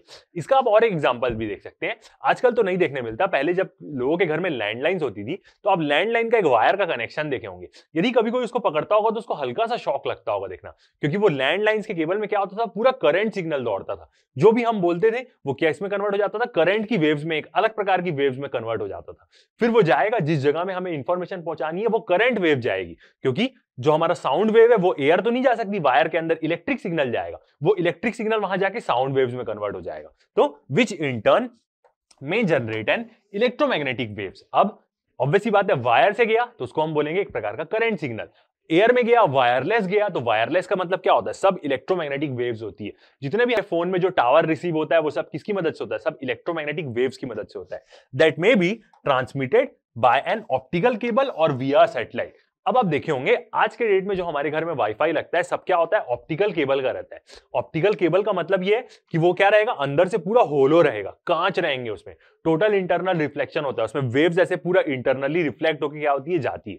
तो वो भी क्या है, पूरा वेवी है एक प्रकार का। इलेक्ट्रिक करंट सिग्नल भी क्या है, एक प्रकार का वेवी है। ऑल्टरनेटिंग करंट, जो हमारे घर में करंट आती है, बिजली आती है, वो भी क्या है, एक प्रकार का वेव है। ऑल्टरनेटिंग करंट ऐसा फ्लो करता है, पॉजिटिव नेगेटिव, जो आप 12th में पढ़ेंगे और जो मैं अभी पढ़ा भी रहा हूं अपनी 12th की सीरीज में, वो भी क्या है, एक प्रकार का वेव सिग्नल ही है। तो वेव से बहुत सारी चीजें डिपेंडेंट रहती है। और इलेक्ट्रोमैग्नेटिक यदि डिस्कवर नहीं होता तो हम बहुत सालों, मतलब एकदम स्टोन एज में रहते। Detection of the original signal will usually involves these steps in reverse order। और यदि किसी डिटेक्शन मतलब यदि किसी को सुनना है कोई भी सिग्नल जो यहां से गया, तो उसमें भी क्या होता है, यही सारे स्टेप्स क्या होते हैं, रिवर्स ऑर्डर में क्या होते हैं, फॉलो करते हैं। तो हमें एकदम ये कम्युनिकेशन के बारे में जानना हमारे लिए नहीं है, बट इसका एक एप्लीकेशन है हमारे लिए। मेन इंपॉर्टेंट समझना क्या है, मैकेनिकल वेव्स क्या होती है जो मीडियम में ट्रेवल करती है, और इलेक्ट्रोमैग्नेटिक वेव्स के बारे में थोड़ा सा देखेंगे क्योंकि उसको हम 12th में ऑलरेडी पढ़ने वाले ही हैं। और इलेक्ट्रोमैग्नेटिक वेव्स पढ़ने के लिए हमें पहले इलेक्ट्रिक फील्ड, मैग्नेटिक फील्ड जानना चाहिए, तब हम पढ़ पाएंगे। ठीक है, आगे देखते हैं। अब आ गया इंटरेस्टिंग पार्ट। अब हम देखेंगे यहां पे पूरा पिक्चर्स के फॉर्म में और एग्जांपल के फॉर्म में कि कैसे। तो types of wave, we usually deal with 3 types of waves. तो यदि हम देखें तो यूजुअली कितने प्रकार की वेव्स होती है, 3 ही प्रकार की वेव्स होती है। ये तीनों अपने में क्या है, तीनों अपने में क्या है, खतरनाक वेव्स है तीनों। देखते हैं, फर्स्ट वेव देखते हैं हमारी 3 प्रकार में से फर्स्ट वाला हम देखते हैं। फर्स्ट आई हमारी मैकेनिकल वेव्स। अब मैकेनिकल वेव क्या होगी, इसको एक मीडियम चाहिए ट्रेवल होने के लिए। देखते हैं, the waves requiring a material medium for their propagation are called mechanical waves. एक ऐसी वेव जिसको क्या चाहिए, मटेरियल मीडियम चाहिए। मतलब मैकेनिकल वेव कहां पे ट्रेवल करेगी, जहां पे मटेरियल मीडियम हो, जहां पे हवा हो, पानी हो, कोई दूसरी गैस हो, वहीं पे मैकेनिकल वेव क्या होगी, ट्रेवल करेगी। जैसे हम नॉर्मल अर्थ में बोलते हैं तो अगले इंसान को सुनाई दे सकता है, वही यदि हम स्पेस में जाके बोले तो अगले इंसान को सुनाई नहीं देगा, क्योंकि स्पेस में पार्टिकल्स ही नहीं है। स्पेस तो एम्प्टी है, पूरा वैक्यूम है, नेगेटिव प्रेशर है। तो आप स्पेस में बोलोगे तो अगले को नहीं सुनाई देगा कि आप क्या बोल रहे हो। उसके लिए भले आपको टेलीकम्युनिकेशन या कुछ फोन या रेडियो यूज करना पड़ेगा, मगर आप नॉर्मल स्पेस में किसी दूसरे इंसान को बोलोगे उसको नहीं सुनाई देगा। क्यों? क्योंकि साउंड वेव मैकेनिकल वेव है, एयर चाहिए उसको ट्रेवल होने के लिए। इवन पानी में भी आप क्या कर सकते हैं, साउंड वेव ट्रांसमिट कर सकते हैं, क्योंकि पानी में भी क्या रहता है, मटेरियल रहता है, मीडियम रहता है। तो मैकेनिकल वेव्स कहां ट्रेवल होगी, जहां पे भी मटेरियल मीडियम है। और अर्थ में जितनी भी वेव्स ट्रेवल होगी जो क्या हो रही है, फिजिकल कांटेक्ट से हो रही है, तो वो सब क्या है, मैकेनिकल वेव्स है। इवन जैसे अर्थक्वेक हुआ, अर्थक्वेक भी क्या है, एक प्रकार का वेव्स है। मतलब प्लेट शिफ्ट होती है तो क्रस्ट में वेव आ जाती है पूरे अर्थ के। These waves are also called elastic waves. और मैकेनिकल वेव्स को ही हम क्या बोलते हैं, इलास्टिक वेव्स भी बोलते हैं। क्यों? इलास्टिक फोर्सेस क्या होती है, यदि किसी भी चीज को मैं स्ट्रेस करूं तो वो वापस अपने पोजीशन पे आ जाएगी। यही होती है एक प्रकार की इलास्टिक बॉडी, यही होती है कि किसी को भी मैं खींचा तो वो अपने पोजीशन पे वापस आ जाए। एकदम ज्यादा किसी को खींच दोगे तो वो तो खत्म ही हो जाती है, मगर थोड़ा सा खींचा और अपनी जगह में वापस आ जाए। तो ऐसी क्या करते हैं, जो भी मीडियम के पार्टिकल्स होते हैं, एयर के पार्टिकल्स, वाटर के पार्टिकल्स, जब भी वेव आई तो वो हल्का सा ऐसे सिंपल हार्मोनिक मोशन कर दिए, एक बार ऐसे डिस्प्लेस हो गए बस। तो ये क्या है, ये सब इलास्टिक फोर्सेस जो उसको वापस रिस्टोर कर दे रही है। एक बार डिस्टर्बेंस हुआ, अगला पार्टिकल डिस्टर्बेंस होगा, अगला पार्टिकल डिस्टर्ब होगा, ऐसे करके क्या होगा, वेव ट्रेवल करेगी मीडियम में। तो ये ऐसी कौन सी वेव्स होती है, मैकेनिकल वेव्स। आगे हम देखेंगे इलेक्ट्रोमैग्नेटिक वेव्स कैसे ट्रेवल करती है। बिकॉज देयर प्रोपोगेशन, मतलब वेव का फ्लो होना, डिपेंड होता है on the material media which possess elasticity and inertia. जो क्या पोज करता है, इलास्टिसिटी, खींचने के बाद वापस रिस्टोर होना, और इनर्शिया, इनर्शिया का मतलब यदि वो हल्का सा भी हिला तो वो अगला को डिस्टर्ब करेगा ही करेगा, और कुछ देर बाद वापस ठीक भी हो जाएगा इनर्शिया के कारण अपने। तो ये क्या होती है, एक मटेरियल मीडियम की प्रॉपर्टी होती है। तो जितनी भी मैकेनिकल वेव्स होगी उसको हम क्या बोलेंगे, इलास्टिक वेव्स भी बोल सकते हैं, क्योंकि वो एक प्रकार से इलास्टिक। आप ऐसा इमेजिन करिए कि जितने भी एयर के मॉलिक्यूल्स है सब एक दूसरे से जुड़े हुए हैं। एक को भी आप डिस्टर्ब किए तो वो अगले को डिस्टर्ब करेगा ही करेगा। और वाटर के मॉलिक्यूल्स क्या है, सब एक दूसरे से हाथ पकड़ के ऐसे जुड़े हुए हैं। आप ऐसा इमेजिन कर सकते हैं, एक को भी आप डिस्टर्ब किए तो वो अगले को क्या करने लग जाएगा, पूरा डिस्टर्ब करने लग जाएगा। तो इसीलिए इलास्टिक वेव्स, एक बार डिस्टर्ब किए अब उसके बाद वो ठीक हो जाएगा कुछ देर बाद। आपने एयर में बोला, ऐसा तो नहीं कि आपने जो बोल दिया वो 10 किलोमीटर तक वो आवाज जा ही रही है, जा ही रही है, ऐसा थोड़ी ना होता है। कुछ टाइम बाद वो उसकी एनर्जी खत्म हो जाती है, वो रुक जाती है। तो पार्टिकल्स में मतलब क्या है, इनर्शिया है। आपने बोला आपके पास कोई इंसान है, वो सुन लेगा। ऐसा तो नहीं है कि आपने बोल दिया है अब वो साउंड वेव निकल के ट्रेवल होते ही जा रही है, 10 किलोमीटर दूर भी कोई इंसान खड़ा है तो वो जाके सुन लेगा। ऐसा नहीं हो सकता। एक टाइम बाद उसकी एनर्जी खत्म हो जाएगी एयर में ट्रेवल करते हुए। तो वो क्यों हो रही है, इनर्शिया के कारण। जो मटेरियल मीडिया में उसमें एक टाइम बाद वो रोक दे रहा है उसके फ्लो को। एग्जाम्पल देखें, वाटर वेव्स, वाटर में जो वेव्स होती है, जो हमने देखा पत्थर डालने से डिस्टर्बेंस होगा। साउंड वेव्स जो हम मुंह से बोलते हैं। सेस्मिक वेव्स, स्पेसिफिक वेव्स मतलब जब भूकंप आता है, भूकंप आता है तो क्या होता है, अर्थ का क्रस्ट ऐसे हिलता है, उसके कारण क्या होता है, पूरा जो लेयर है, लेयर में क्या हो जाता है, डिस्टर्बेंस आ जाता है, पूरे पार्टिकल्स डिस्टर्ब हो जाते हैं। तो उसमें पूरा एक हिस्सा मूव नहीं करता है। आप देखे होंगे भूकंप में, एकदम खतरनाक वाला भूकंप की बात नहीं कर रहे हैं, नॉर्मल भूकंप की बात करें तो आप देख सकते हैं धरती थोड़ी सी हिलती, सब टूट फूट जाता है, मगर धरती का पूरा हिस्सा नहीं हिल जाता उसमें। तो वही क्या है, एक प्रकार की वेव्स है, energy waves that travels through the earth layer. और भूकंप में ही आप बोल सकते हैं जो एनर्जी वेव ट्रेवल होती है। या आप देखें कहीं बम गिरेगा तो वो पूरा जो जगह में जो ट्रेवल कराता है। हीट की बात अलग है, यदि कहीं पे आप मूवीज में देखते होंगे बम गिरता होगा और सब जल जाते होंगे, आग लग जाती होगी, वो वेव क्या है, मटेरियल मीडियम में ट्रेवल कर ली, मगर हीट इंफ्रारेड में आ जाती है, वो इलेक्ट्रोमैग्नेटिक वेव चले जाती है, मतलब सेकंड वाली वेव चले जाती है वो। तो गर्मी अलग प्रकार की वेव है एक, और एनर्जी अलग है, ठीक है। These waves are govern by Newton's law. और जो मैकेनिकल वेव्स है, जो जितनी भी एक मीडियम में ट्रेवल करती है, साउंड वेव्स, इन सब को हम क्या कर सकते हैं, न्यूटन्स लॉ की मदद से एक बार समझ सकते हैं। तो ये सब क्या करती है, न्यूटन्स लॉ ऑफ मोशन को क्या करती है, गवर्न करती है। And can exist only in material medium such as water, air, rocks और स्ट्रिंग। और ये जो मैकेनिकल वेव है, ये सिर्फ मीडियम में ही एग्जिस्ट कर सकती है, पानी में, हवा में जो हम बोल रहे हैं, रॉक में मतलब आपने पत्थर में डिस्टर्बेंस कर दिया या पत्थर को ठोक दिया तो वो टूटने लग जाएगा, वैसा वाला। और स्ट्रिंग्स, जब हम गिटार बजाते हैं तो उसके एक पोर्शन को हम डिस्टर्ब करते हैं तो उसमें क्या होती है, पूरी वेव्स ट्रेवल होती है। ऐसा तो है नहीं कि हमने डिस्टर्ब किया तो वो पूरा टूट के ही निकल जाता है, एकदम ज्यादा खींचेंगे तो वो टूट जाता है, बट अब धीरे धीरे बजाएंगे तो आप देखेंगे ना डिस्टर्बेंस ट्रेवल होता है, तो वो क्या है, वो डिस्टर्बेंस साउंड वेव प्रोड्यूस करता है और फिर उसके बाद वो अपनी इनर्शिया के कारण रिस्टोर हो जाता है अपनी पोजीशन पे। They involves oscillating of constituent particles. और मैकेनिकल वेव्स कैसे ट्रेवल होती है, जो कंस्टिट्यूएंट्स पार्टिकल्स हैं, बोल रहे हैं तो एयर के छोटे छोटे कण, वो क्या करते हैं, सब अपनी अपनी जगह में थोड़ा थोड़ा ऑसिलेट करके आगे वाले को डिस्टर्ब करते हो जाते हैं और एक टाइम बाद उसकी एनर्जी खत्म हो जाती है तो वो खत्म हो जाता है। तो मैकेनिकल वेव्स कैसे प्रोड्यूस होती है, जितने भी छोटे छोटे पार्टिकल्स है, पानी के, एयर के, रॉक के, स्ट्रिंग के, उसके छोटे छोटे पार्टिकल्स ऑसिलेट करते हैं, सिंपल हार्मोनिक मोशन करते हैं अपनी जगह में। एक बार जैसे ये उनकी जगह है, एक बार ऐसे गए, ऐसे गए, ऐसे गए, ऐसे गए, हो गया खत्म, बस ऐसे। ठीक है, अब इसको एकदम मस्त वाले एग्जांपल से समझते हैं कि मैकेनिकल वेव्स क्या होती है। ओके, अब यदि हम देखें तो मैकेनिकल वेव्स का यदि हम एक एग्जांपल देखना चाहें तो हम सबसे बेस्ट एग्जांपल देख सकते हैं एक एस्ट्रॉइड का। ये जो एस्ट्रॉइड है, ये एस्ट्रॉइड क्या है, इसको हम बोलते हैं डायनो एस्ट्रॉइड। ये एस्ट्रॉइड क्या था, बहुत साल पहले जब अर्थ में क्या था आपको पता है, एक टाइम में पूरे डायनासोर्स थे। अब वो डायनासोर्स कहां चले गए, तो वो जो पूरे डायनासोर लुप्त हुए थे वो क्या हुए थे, एक एस्ट्रॉइड के कारण गिरने के हुए थे। ये एस्ट्रॉइड गिरने के कारण ही क्या हुआ था कि पूरे अर्थ की लगभग बहुत सारी स्पीशीज क्या हो गई थी, मर गई थी। उसी के बाद डायनासोर के आज हमें कंगाल मिलते हैं और उसके बाद अर्थ पूरा ठीक हुआ और फिर उसमें क्या हुए, इंसान है। तो जब ये एस्ट्रॉइड गिरा उस समय कैसी वेव्स प्रोड्यूस होगी, मतलब क्योंकि सबसे खतरनाक इवेंट था अर्थ की हिस्ट्री का, तो इस समय आप देख सकते हैं कि वेव्स कैसे प्रोड्यूस होगी। आप देख सकते हैं पानी में छोटी छोटी लहरें तो ऑलरेडी हैं ही एक प्रकार की वेव्स।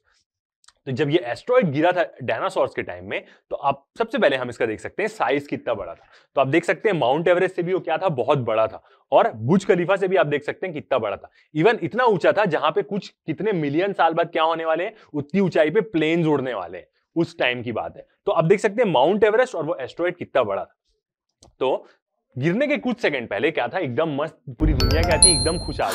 जैसे ही वो गिरा तो आप देख सकते हैं उसने मैकेनिकल वेव तो ट्रांसमिट करी ही करी, साथ ही साथ सेकंड वाली भी वेव करी जो हम पढ़ेंगे। तो एक सेकंड ऐसा था, उसी दिन कुछ ही मिनट्स बाद पूरा वर्ल्ड कैसा हो गया, ऐसा हो गया, हीट वेव के कारण, शॉक वेव के कारण, और क्या अर्थक्वेक के कारण, कुछ टाइम बाद सब खत्म, ऐसा हो गया। मतलब अब एक सेकंड देखें तो जैसी वो गिरा एस्ट्रॉइड, तो कोई भी एस्ट्रॉइड यदि गिरेगा तो क्या होगी, पूरी वैसी वेव्स प्रोड्यूस होगी। आप देख सकते हैं पूरी एक प्रकार की वेव्स प्रोड्यूस हो रही है, एयर में डिस्टर्बेंस, वाटर में डिस्टर्बेंस, अर्थ में डिस्टर्बेंस, कोई भी एस्ट्रॉइड गिरेगा तो। अब ऐसा नहीं हो सकता, अब होगा तो हम कुछ नहीं कर सकते, इतना बड़ा गिरेगा तो, बट फिर भी अब हमारे पास ऐसी टेक्नोलॉजी कि यदि कोई एस्ट्रॉइड गिरने वाला रहेगा तो हमें पहले से पता चल जाएगा कि वो कितना बड़ा है और वो कब गिरने वाला है। उस समय तो डायनासोर लोगों के पास कोई टेक्नोलॉजी नहीं होगी। तो अब देख सकते हैं जैसी वो गिरा तो पूरी वेव्स प्रोड्यूस हुई अर्थ में। तो यहां पे मैकेनिकल वेव्स भी प्रोड्यूस हुई और सेकंड वाली भी प्रोड्यूस हुई, जिसके बारे में अभी हम पढ़ने वाले हैं। तो वाटर में जितनी वेव्स प्रोड्यूस हुई, एयर में जो वेव प्रोड्यूस हुई, अर्थ में जो भूकंप आए वो, तो आप देख सकते हैं ऐसा एक प्रकार का, एक कोई बॉम्ब ब्लास्ट हो तो भी क्या होती है, ऐसी प्रकार की पूरी वेव्स क्या होती है, सर्कल के फॉर्म में प्रोपोगेट करती है, जो एनर्जी और मोमेंटम ट्रांसफर करती है। एक और आप फोटो में देख सकते हैं कि जैसे कुछ भी चीज गिरेगी या एक एस्ट्रॉइड, ये तो उसी एस्ट्रॉइड की, डायनो एस्ट्रॉइड की, तो आप देख सकते हैं कैसे वेव्स प्रोड्यूस होगी पूरी। इसके साथ साथ हीट वेव भी होगी, मतलब जो उसकी गर्मी है जब वो एटमॉस्फेयर में एंटर किया है तो वो भी ट्रेवल होगी पूरे अर्थ में। और अब ये क्या है, एक प्रकार से सुनामी भी हम एग्जांपल ले सकते हैं किसका, मैकेनिकल वेव्स का। मगर सुनामी में हम क्या बोल सकते हैं कि बहुत सारा वाटर का मास मूव होता है, वो पूरा लैंड में आ जाता है पानी। तो वेव में मास, बल्क मैटर कभी मूव नहीं होता, ये चीज हमने देखा है। वेव में क्या होगा, सिर्फ डिस्टर्बेंस मूव होगा। तो ये जो सुनामी बन रही है, सुनामी किसके कारण बनती है, अर्थक्वेक के कारण बनती है। और अर्थक्वेक में एक प्रकार की मैकेनिकल वेव ट्रांसफर होती है। वो मैकेनिकल वेव इतनी स्ट्रांग रहती है कि वो पानी को डिस्प्लेस कर देती है। तो सुनामी एक प्रकार से हम क्या बोलेंगे, वेव बोलेंगे, मगर वो मैकेनिकल वेव का एग्जांपल, मतलब नॉर्मल जैसा हम सिग्नल्स के फॉर्म में पढ़ते हैं उसका एग्जांपल आप नहीं बोल सकते, क्योंकि उसमें बहुत सारा वाटर का मास मूव कर रहा है। हाँ, उसका आप देखें कि सुनामी प्रोड्यूस कैसे हो रही है, अर्थक्वेक के कारण हो रही है, तो वो मैकेनिकल वेव है जो अर्थ के क्रस्ट में मूव कर रही। ठीक है, अब देखते हैं हम अपनी सेकंड वाली वेव, जिसको हम क्या बोलते हैं, इलेक्ट्रोमैग्नेटिक वेव। फर्स्ट वाली हमने देख ली मैकेनिकल वेव, अब सेकंड देखते हैं इलेक्ट्रोमैग्नेटिक वेव। ओके, तो इसके बारे में बात करते हैं। These type of waves travel in the form of oscillating electric and magnetic fields are called electromagnetic waves.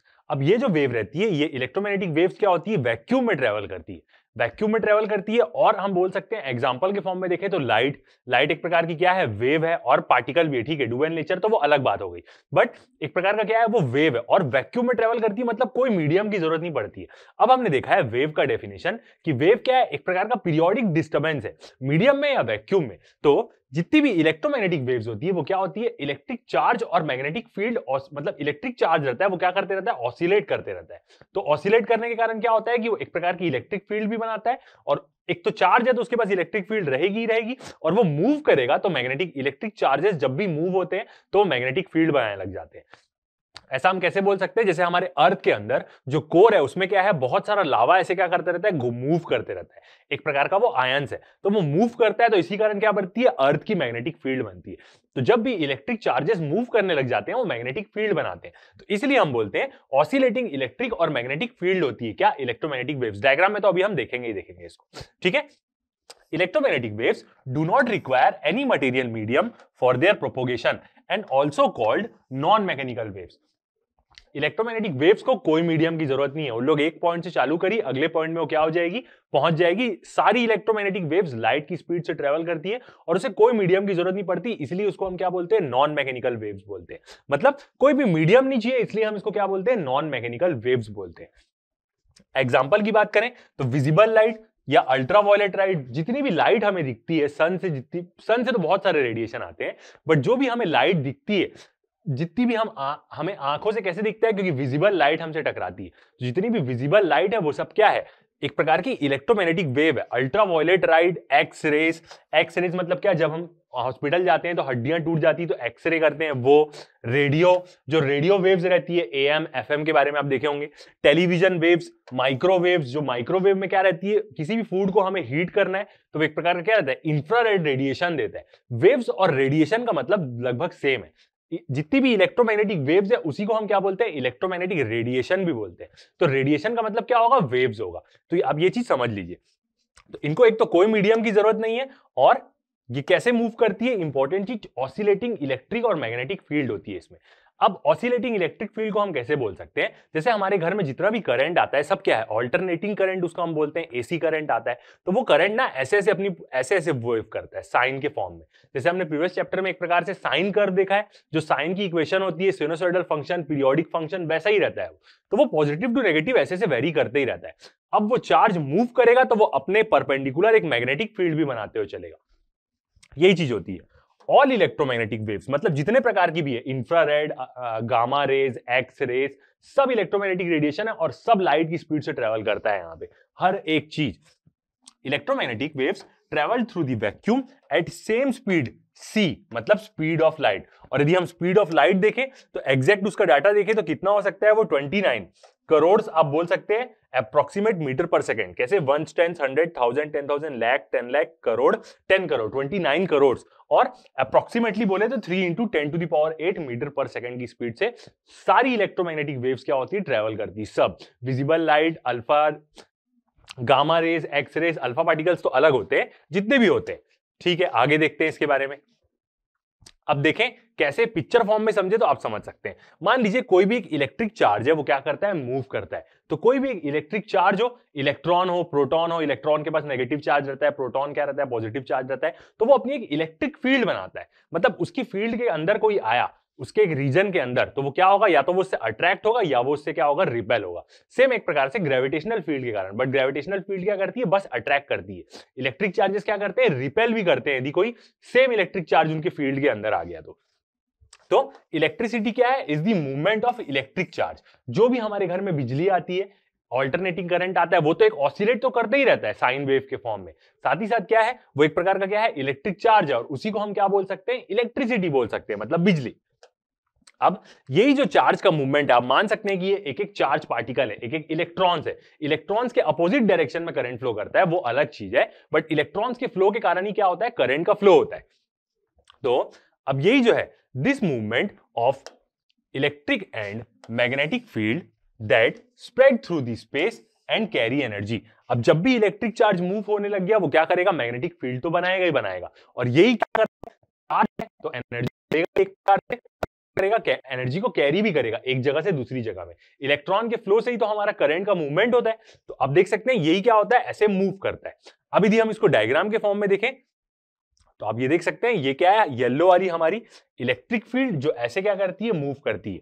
ये जो आप देख रहे हैं येलो वाला, ऐसा ही करंट क्या होता है हमारे घर में आता है, पूरा एसी करंट। बैटरीज का जो करंट रहता है वो अलग रहता है, तो यही करंट क्या होता है हमारे घर में आता है, जो एक पॉइंट में उसकी वैल्यू 0 रहती है, अगले सेकंड उसकी वैल्यू क्या हो जाएगी, मैक्सिमम हो जाएगी, फिर 0 हो जाएगी, फिर नेगेटिव हिस्से में जाएगी। सेम प्रीवियस चैप्टर में जैसे हमने पढ़ा है, एक oscillating motion, simple harmonic motion जैसा रहता है।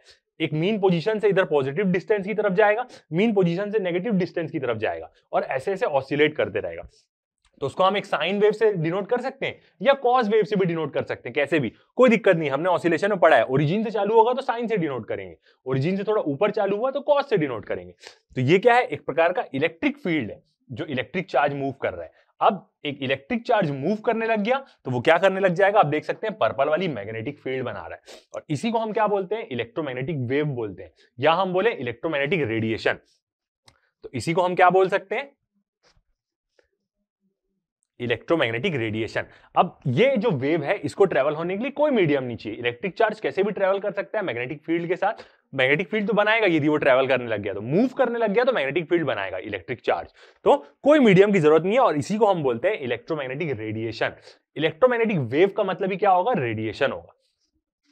अब यदि रेडिएशन के बारे में बोलें तो रेडिएशन से बहुत सारे लोग क्या समझते हैं, बहुत सारी अलग अलग चीज समझते हैं कि रेडिएशन से आपको क्या होगा, नुकसान होगा, आपकी स्किन म्यूटेट हो जाएगी। वो हर प्रकार के रेडिएशन से नहीं होता है, कुछ पर्टिकुलर प्रकार के रेडिएशन से ऐसा होता है, गामा रेडिएशन से, कुछ ऐसे रेडिएशन जिनकी वेवलेंथ बहुत छोटी होती है, उससे स्किन डिसीज ये सब नुकसान होता है, अल्ट्रावायलेट ये सब चीजों से। बट सारे, ऐसा नहीं है कि सारे रेडिएशन से क्या होगा, आपको नुकसान होगा। तो जितने भी रेडिएशन रहते हैं उनसे क्या होता है, हर रेडिएशन से नुकसान नहीं होता है। रेडिएशन का जस्ट मतलब क्या होता है, गिविंग ऑफ, कुछ भी देने का मतलब ही क्या होता है, एक प्रकार से रेडिएशन होता है। जितनी भी लाइट है, जितनी भी इलेक्ट्रोमैग्नेटिक वेव्स है, हर प्रकार की, इवन जो मतलब जो लाइट, विजिबल लाइट भी है, वो भी क्या है, एक प्रकार का इलेक्ट्रोमैग्नेटिक रेडिएशन ही है। बहुत सारे लोग ऐसा सोचते हैं कि रेडिएशन का मतलब कि कोई चीज म्यूटेट हो जा रही है, ऐसा कोई मतलब नहीं है। हर एक चीज रेडिएट करती है, हीट, कुछ ना कुछ एनर्जी रेडिएट करते ही रहती है, जिसका भी टेम्परेचर 0 केल्विन से ऊपर है। तो रेडिएशन का मतलब हमेशा खतरनाक चीज ही नहीं होती। जैसे हमारे घर में माइक्रोवेव रहता है, वो क्या करता है, इंफ्रारेड यूज करता है खाना पकाने के लिए, तो वो रेडिएशन हार्मफुल थोड़ा ना होता है हमारे लिए, बिल्कुल भी नहीं होता। और बहुत सारे लोग ऐसा भी बोलते हैं कि जो फोन है, कंप्यूटर के रेडिएशन से ये सब क्या करते हैं, इफेक्ट करते हैं, बट ऐसा किसी के पास प्रूफ नहीं है, मतलब कि वो रेडिएशन हार्मफुल होते हैं।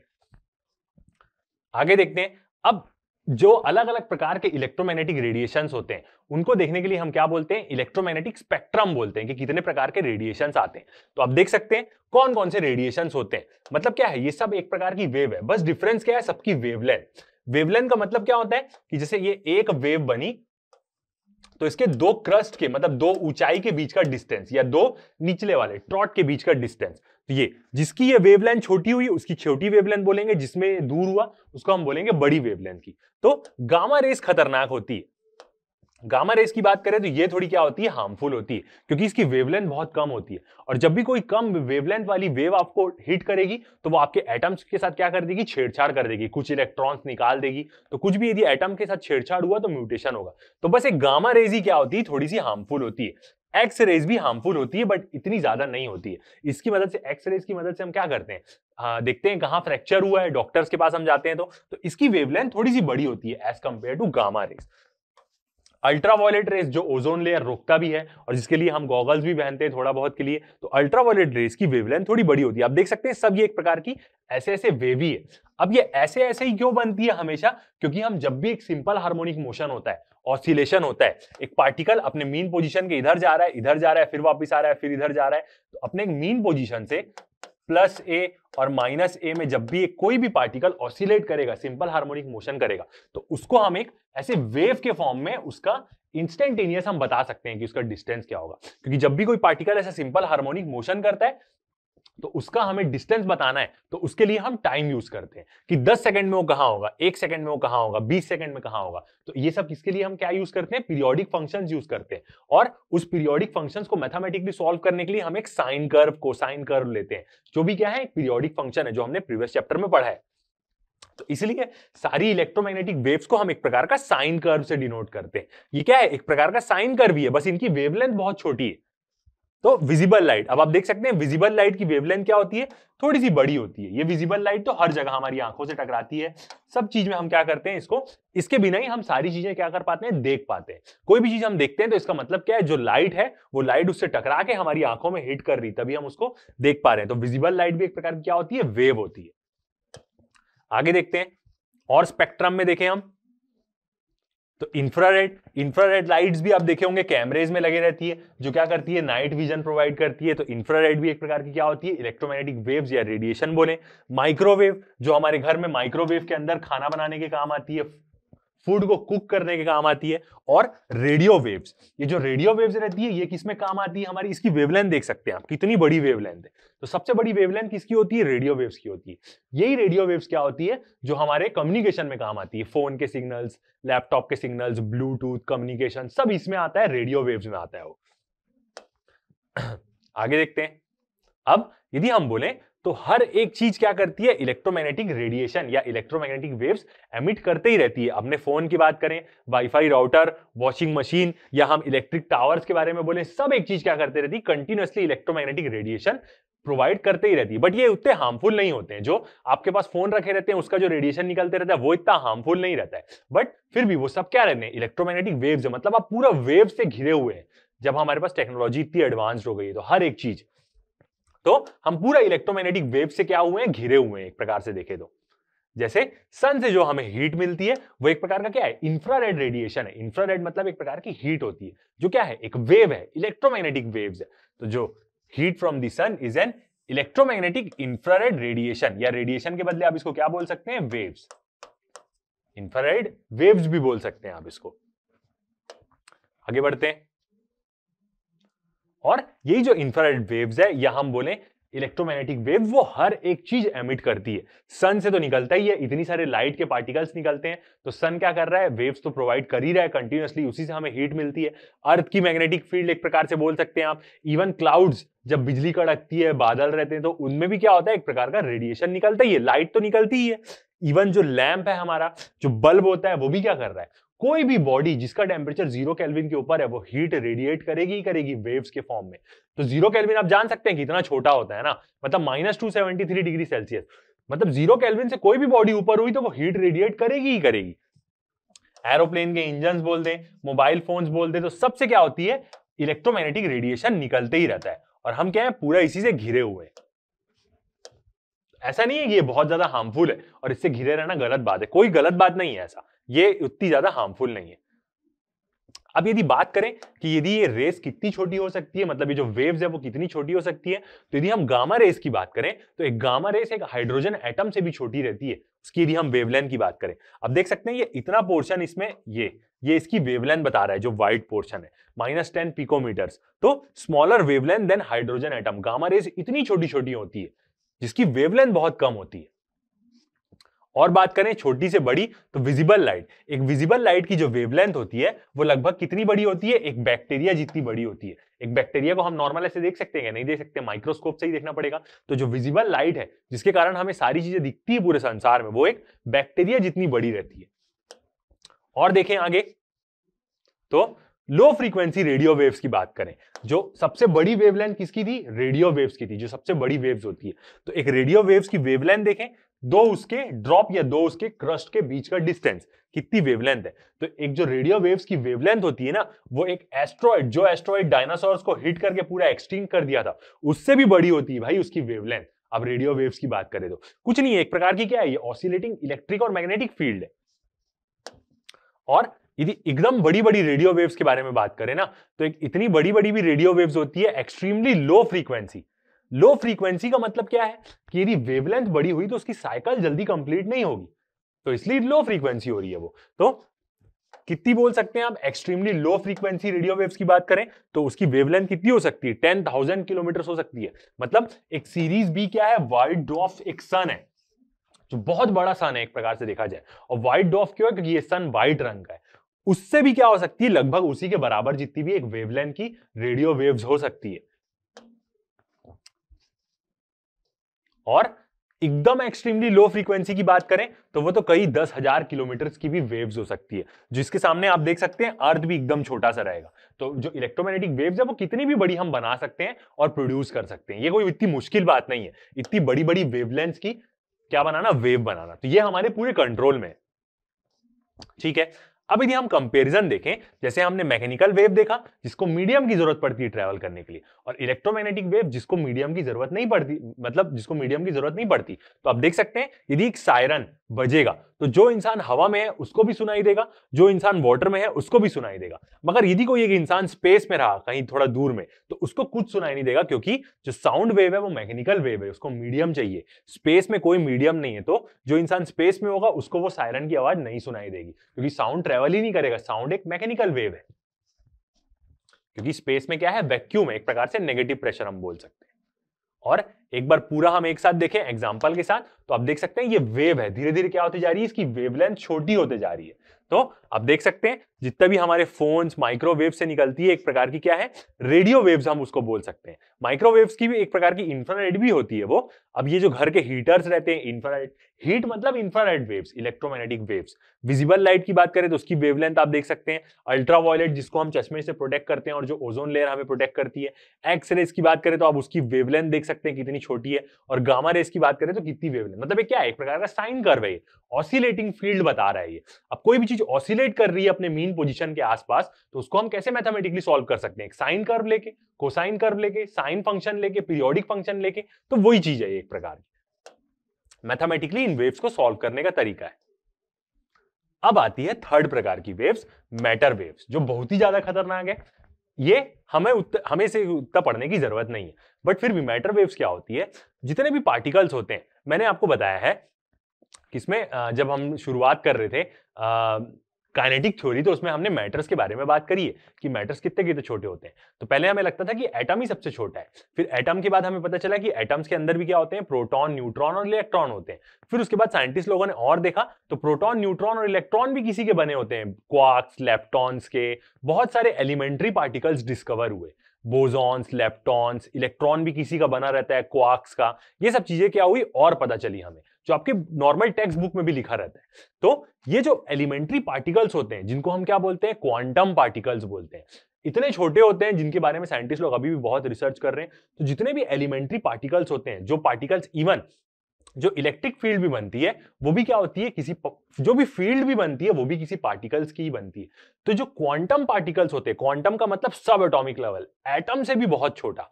तो जितने भी क्वांटम पार्टिकल्स होते हैं वो एक प्रकार, जब भी वो मूव करते हैं, या इलेक्ट्रॉन को भी हम बोल दें क्योंकि वो बहुत छोटा रहता है, तो उसको भी हम एक प्रकार का क्वांटम पार्टिकल बोल सकते हैं।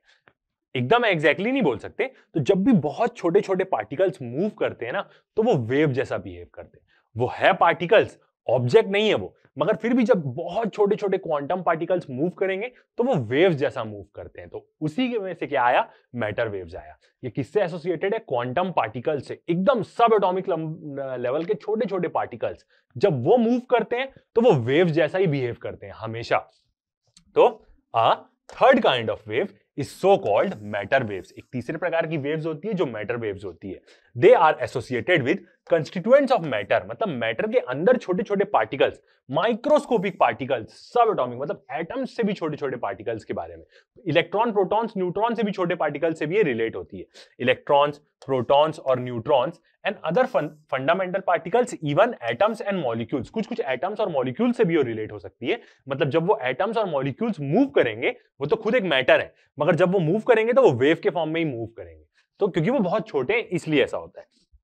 While their motion are called matter waves, तो उन्हीं के मोशन को हम क्या बोलते हैं, मैटर वेव्स बोलते हैं, और डी ब्रोगलीज वेव्स बोलते हैं, क्योंकि इन्होंने क्या किया था, पहले इस चीज का डिस्कवर किया था। उन्होंने डिस्कवर किया था कि जो क्वांटम पार्टिकल्स होते हैं छोटे छोटे, वो जब भी मूव करते हैं तो वो वेव जैसा ही बिहेव करते हैं।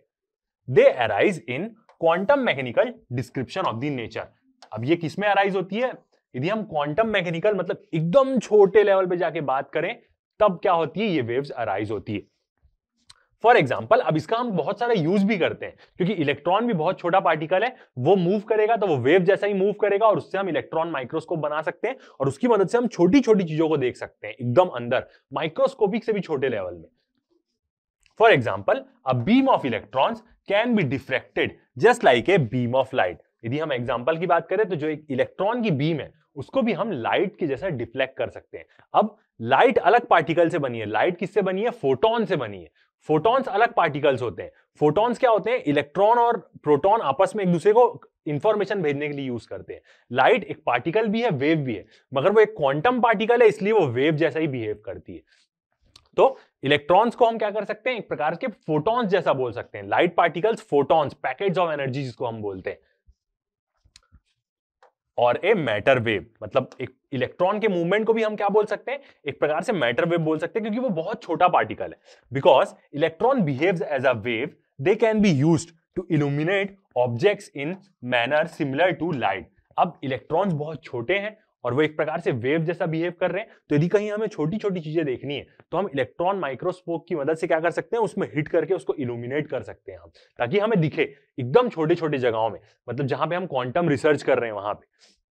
An electron microscope is an instrument that takes advantage of this situation। एक इलेक्ट्रॉन माइक्रोस्कोप क्या करता है? इसी सिचुएशन का क्या करता है? एडवांटेज लेता है। ऐसा हम क्यों करते हैं? क्योंकि जब हमें बहुत छोटी छोटी अंदर सब एटॉमिक लेवल की चीजों को देखना है, इलेक्ट्रॉन प्रोटॉन के भी अंदर जाके देखना है, तो हम नॉर्मल विजिबल लाइट से देख ही नहीं सकते, क्योंकि वो इतनी छोटी जगह है। माइक्रोस्कोप पे भी हमें विजिबल लाइट उसमें टारगेट करनी पड़ेगी, और ज्यादा हम उसमें लाइट टारगेट करेंगे ना तो वो खुद एनर्जी लेके डिस्टर्ब हो जाती है। उसकी जो कंडीशन है, एकदम छोटे पार्टिकल्स को यदि हम बीम मार के देखें तो वो डिस्टर्ब हो जाते हैं। तो इसलिए ये एनालिसिस करना भी उतना आसान नहीं होता है, क्वांटम एनालिसिस करना, जिसके बारे में हजारों साइंटिस्ट अभी भी रिसर्च कर ही रहे हैं। तो एकदम कंक्लूड करें तो जितने भी पार्टिकल्स होते हैं, इलेक्ट्रॉन बहुत छोटा, प्रोटॉन और न्यूट्रॉन थोड़े सेम साइज के होते हैं। ये क्या होते हैं? हमेशा एक प्रकार के पार्टिकल्स होते हैं। इनको हम कभी ऑब्जेक्ट नहीं बोल सकते, एक ठोस ऑब्जेक्ट के बारे में नहीं बोल सकते। और जब ये मूव करेंगे तो ये वेव्स जैसा ही मूव करेंगे। तो खेल में कौन आती है? Matter waves. तो ये क्या है? हमेशा एक पार्टिकल है। इनको हम भले इनसे मिलके ही ऑब्जेक्ट्स बने रहते हैं, बट इनको हम ऑब्जेक्ट जैसे बिहेवियर में कंसीडर नहीं कर सकते, क्योंकि बहुत छोटे पार्टिकल्स है, इनकी प्रॉपर्टीज पूरी अलग है। तो यदि हम देखें तो quantum particles do not have wave object duality. They are never objects, they always waves. तो यदि क्वांटम पार्टिकल्स के बारे में बात करें तो वो ऑब्जेक्ट तो होते ही नहीं है, पार्टिकल बोल सकते हैं हम उनको। और जितने भी क्वांटम पार्टिकल्स होते हैं, छोटे छोटे पार्टिकल्स, क्वांटम मतलब सब एटॉमिक लेवल के बारे में मैं बोल रहा हूं, वो सब वेव जैसा ही बिहेव करते हैं जब वो मूव करते हैं। वो कभी भी ऑब्जेक्ट जैसा बिहेव नहीं करते।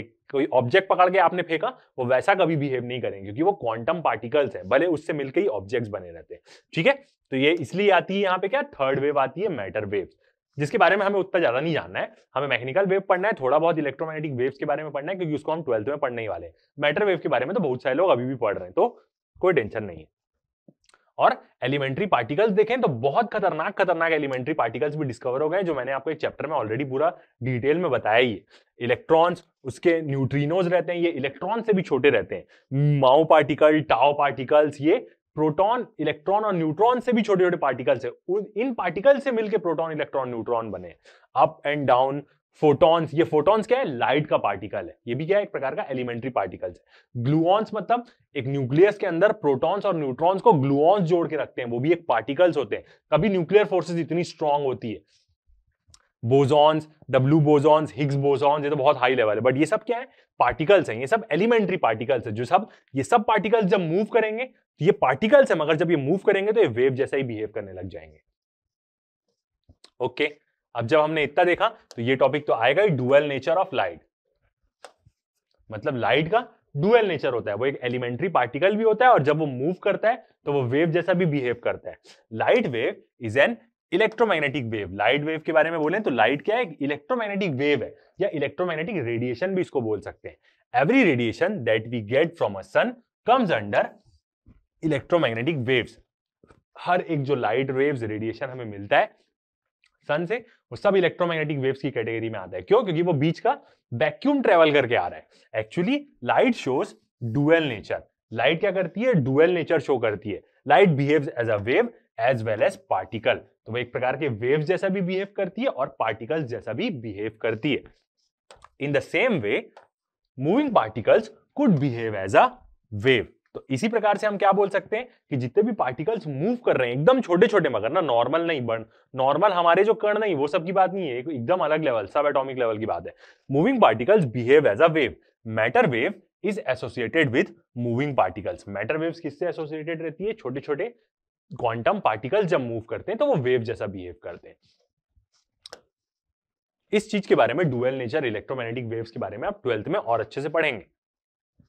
ठीक है, अब देखते हैं हम वेव्स का कैरेक्टरिस्टिक मोशन, क्या क्या मेन उसकी कैरेक्टरिस्टिक्स होती है। ठीक है, तो आगे बढ़ते हैं। अब नेक्स्ट हम देखते हैं कि क्या क्या कैरेक्टरिस्टिक्स है वेव मोशन की, और ये जितनी भी प्रॉपर्टीज है इसकी जो कैरेक्टरिस्टिक है वो क्या होगी, आगे यूज होगी हमारे। जो भी हम टॉपिक पढ़ते जाएंगे उसमें जो जो प्रॉपर्टीज की यूज होती जाएगी वो प्रॉपर्टी में आपको क्या करते जाऊंगा, वहां पे याद भी दिलाते जाऊंगा। फर्स्ट वाला देखते हैं।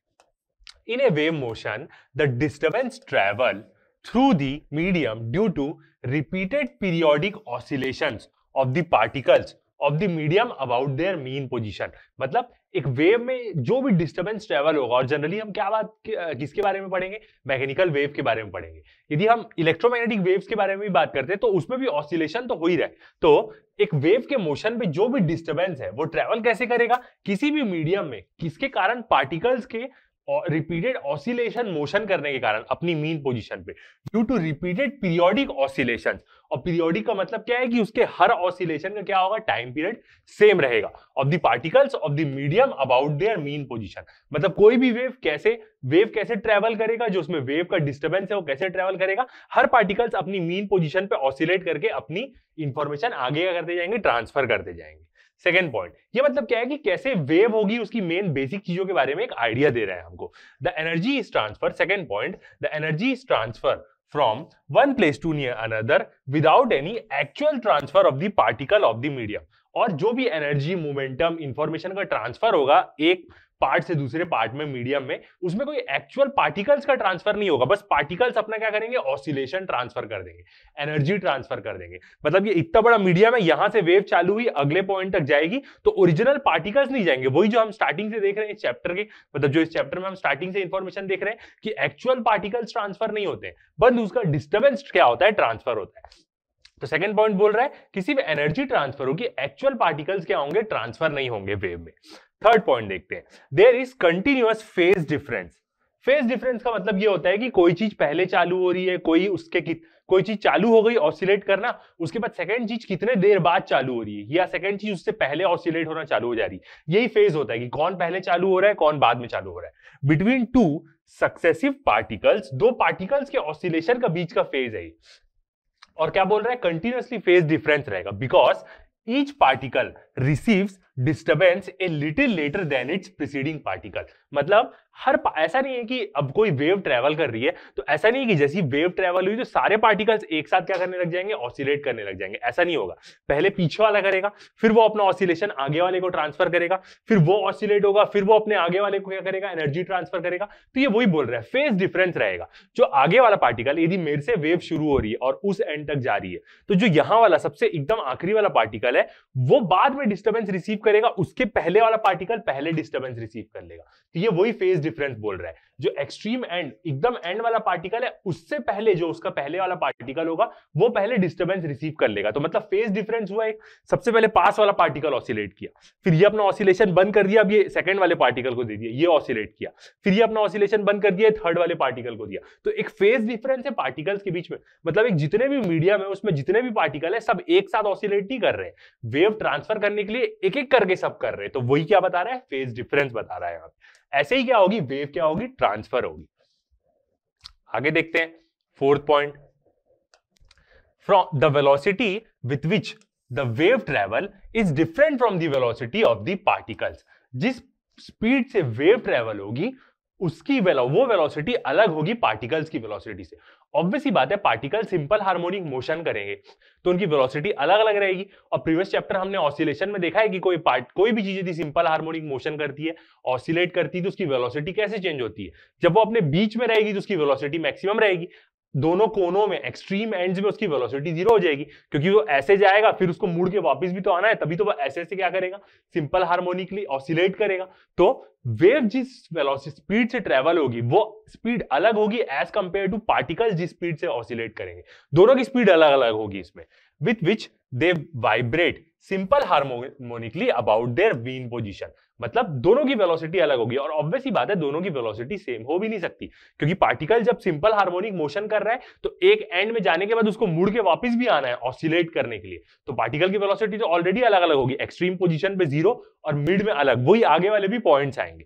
तो वेव जिस वेलोसिटी से ट्रेवल करेगी वो वेलोसिटी एकदम अलग है, और जो उस वेव को जो पार्टिकल्स मतलब ट्रेवल करवा रहे हैं वो पार्टिकल्स की वाइब्रेशनल स्पीड भी क्या होगी, अलग होगी। Fifth point, in A given medium the wave velocity. अब ये जो हमने पॉइंट देखा इसी को और हमें थोड़ा डिस्क्रिप्टिव मिलेगा। एक पर्टिकुलर मीडियम में हम बात करें जैसे air, water, the wave velocity remains constant. जो वेव की वेलोसिटी है वो कांस्टेंट रहेगी, जिस स्पीड से वो क्या कर रही है, ट्रेवल कर रही है। While the particle velocity changes continuously during its vibration. और पार्टिकल की वेलोसिटी तो कंटिन्यूअसली चेंज होगी उसके वाइब्रेशन में, क्योंकि सिंपल हार्मोनिक मोशन कैसा रहता है, यदि हम एक सेम जो हमने प्रीवियसली ऑसिलेशन में लिया है, एक उसका मीन पोजीशन रहेगा, एक उसका पॉजिटिव एंड और एक उसका क्या रहेगा, नेगेटिव एंड रहेगा। तो पार्टिकल क्या करेगा, पहले इधर जाएगा फिर इधर आएगा, ऐसे ऐसे करके करेगा, तो वेलोसिटी तो उसकी अलग होगी। यहां से निकल के जब बीच में रहेगा तो मैक्स वेलोसिटी, यहां पे आके 0, फिर उसको मुड़ के वापस आना है, तो ये वही वेलोसिटी के बारे में ही है।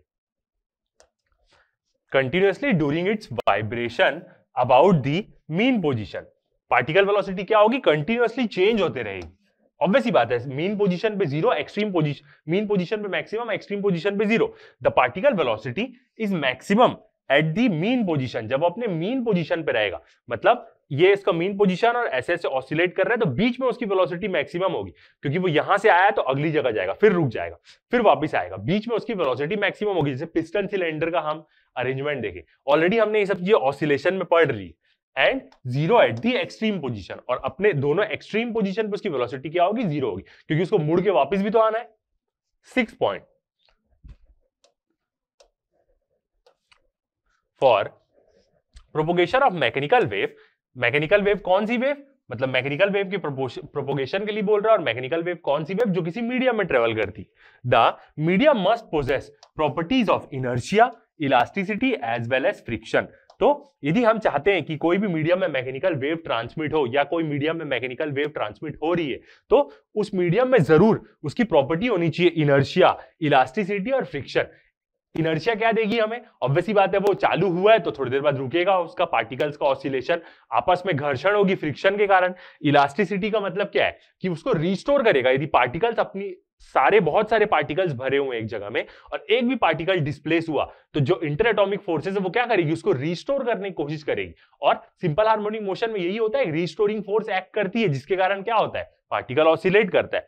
और फ्रिक्शन होगी, क्योंकि जब पार्टिकल्स आपस में ऐसे सिंपल हार्मोनिक मोशन करेंगे तो एक दूसरे से घर्षण करेंगे ही करेंगे। तो ये प्रॉपर्टीज एकदम मस्ट है, होनी चाहिए यदि कोई भी मीडियम में मैकेनिकल वेव ट्रांसफर हो रही है तो। और ऑब्वियसली बात है किसी मीडियम में ही मैकेनिकल वेव ट्रांसफर होती है। तो ये क्या है, एकदम बेसिक कैरेक्टरिस्टिक्स। और जितनी भी हमने कैरेक्टरिस्टिक्स अभी देखी, लॉजिकली भी सोचे तो एकदम सही है सारी कैरेक्टरिस्टिक्स, क्योंकि हमें ऑलरेडी सारी चीजें एकदम अच्छे समझ में आ रही है। सही में ऐसा होगा तभी तो क्या होगी, एक वेव क्या होगी, ट्रेवल करेगी किसी मीडियम में। ठीक है, अब इसी चीज को एक क्या करते हैं, हम स्प्रिंग मॉडल से समझते हैं। एक स्प्रिंग मॉडल क्या देता है, हमें आइडिया देता है कि कैसे वेव ट्रांसफर होती है दो तीन स्प्रिंग की मदद से। ऐसा क्यों, क्योंकि एक मैकेनिकल वेव की बात करें तो वो किसी मीडियम में ट्रेवल होगी, और मीडियम में सारे पार्टिकल्स एक दूसरे के साथ बंधे रहते हैं। तो वो जब एक दूसरे से बंधे रहेंगे तो उनके बीच की interatomic force as a spring जैसा एक्ट करती है। जैसे वाटर के मॉलिक्यूल्स थोड़े से बंधे रहते हैं एक दूसरे से, तो ऑब्वियसली बात है वाटर के मॉलिक्यूल्स के बीच में इंटर एटॉमिक फोर्सेस होती है, तो वो एक प्रकार से स्प्रिंग जैसा एक्ट करती है। जैसे हमने previous mechanical properties of solid में देखा है, कोई भी सॉलिड की इलास्टिसिटी प्रॉपर्टी कि उसको एक हद तक खींचो तो वो रिस्टोर हो जाता है, वैसी वो क्या है, हर पार्टिकल्स के बीच की फोर्स। तो सेम वैसी हम स्प्रिंग मॉडल से समझने की कोशिश करेंगे। Spring model for the propagation of waves. एक स्प्रिंग मॉडल से हम समझेंगे कि कैसे वेव प्रोपोगेट होती है।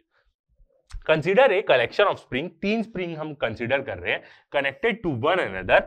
If the spring at one end is pulled, यदि हम किसी एक कोने की स्प्रिंग को हम क्या करते हैं, पुल करते हैं,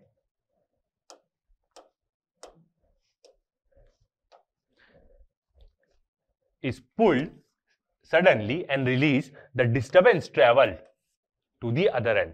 यदि हम यहां की स्प्रिंग को हल्का सा भी खींचते हैं और छोड़ देते हैं तो क्या होगा, डिस्टर्बेंस पूरा इसमें ट्रेवल होगा। ऑब्वियसली बात है, ऐसा क्यों होगा, क्योंकि जब इसको हम खींचेंगे, तीनों स्प्रिंग कनेक्टेड है, तो जैसे ही इसको खींचेंगे तो स्प्रिंग की रिस्टोरिंग फोर्स तो आएगी ही आएगी, और यदि हम इस कोने को खींचे तो तीनों स्प्रिंग हल्की सी खिंचाएगी ही खिंचाएगी, और क्या होगी, एक बार खींच के छोड़ दिए तो ये क्या करने लग जाएगी, हल्का हल्का ऑसिलेट करने लग जाएगी ऐसे ऐसे।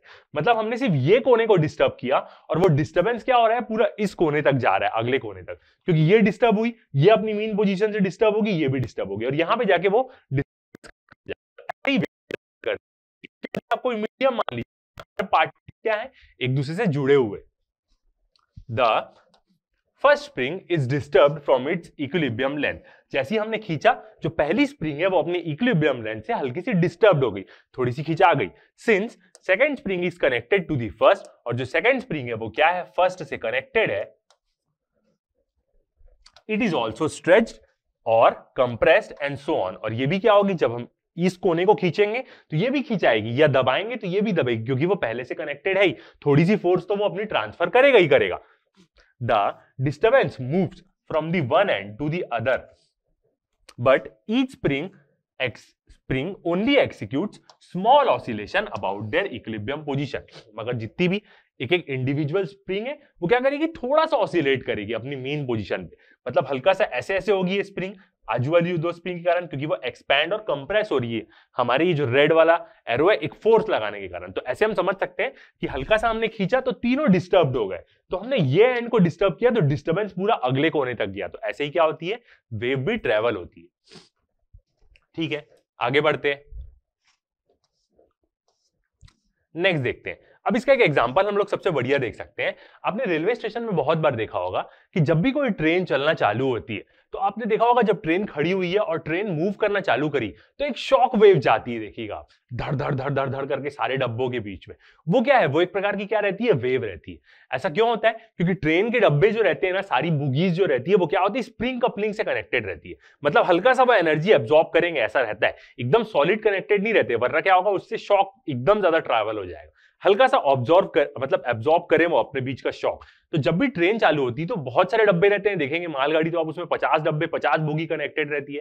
तो जब भी ट्रेन चलती है तो वो क्या करती है, सबसे अपने पीछे वाले डब्बे को एक पुश देती है, हल्का सा खींचती है, वही जो पुश है वो डब्बा फिर अगले डब्बे को पुश करता है, इसलिए एक शॉक वेव जाती है। ये एक बहुत बढ़िया एग्जांपल है एक स्प्रिंग मॉडल का या एक वेव का। आपने हमेशा रेलवे स्टेशन में देखा होगा कि जब भी कोई ट्रेन चलना चालू होती है, जैसे ही इंजन खींचेगा एक शॉक वेव जाती है।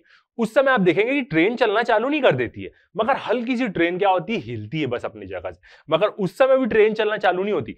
फिर थोड़ी देर बाद ट्रेन क्या होती है, चलना चालू करती, कुछ सेकंड बाद, डिले बाद।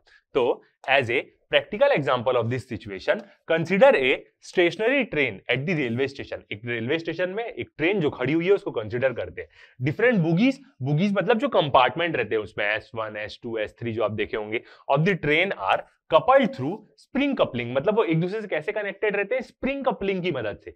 कपलिंग का मतलब क्या होता है, किसी दो चीज को जोड़ना, और स्प्रिंग का मतलब एक स्प्रिंग की मदद से दो चीज जुड़ी रहेगी, ताकि डब्बे थोड़े आगे पीछे भी हो तो वो शॉक एडजस्ट कर ले। When engine is attached to the one end, it gives a push to the bogie next to it। यदि एक कोने में इंजन अटैच रहता है तो वो पुश भी बोल रहा है यहाँ पे, मतलब आप इसको एक समझ सकते हैं कि वो पुल ही कर रहा है, ऑब्वियस सी बात है। हल्का सा वो एक डब्बे को खींचता है, या पीछे वाला पुश तो हम इसको नहीं एज्यूम कर सकते, पुल भी बोल सकते हैं, मतलब वही होगा यदि हम समझेंगे तो। वो जस्ट अपने पीछे वाले डब्बे को हल्का सा खींचेगा तो शॉर्ट से एक पूरी क्या होगी, पूरी शॉक वेव जाएगी सारे डब्बों में। This pull is transmitted from one bogie to the another without the entire train being bodily displaced। मतलब पूरा ट्रेन के चलने से पहले ही ये क्या होती है, एक शॉक वेव ट्रेवल होती है। आपने बहुत बार ये चीज देखी होगी रेलवे स्टेशन पे, और हर बार जब भी जाते होंगे आप ये चीज नोटिस करते ही होंगे। तो वो क्या है, एक प्रकार की वेव है वो जो जा रही है पहले डब्बे से एंड डब्बे तक। नेक्स्ट टॉपिक देखते हैं अपना, propagation of sound wave through air. यहां पे हम क्या करेंगे, डायग्राम से समझेंगे ओरिजिनली कि कैसे साउंड वेव जाती है।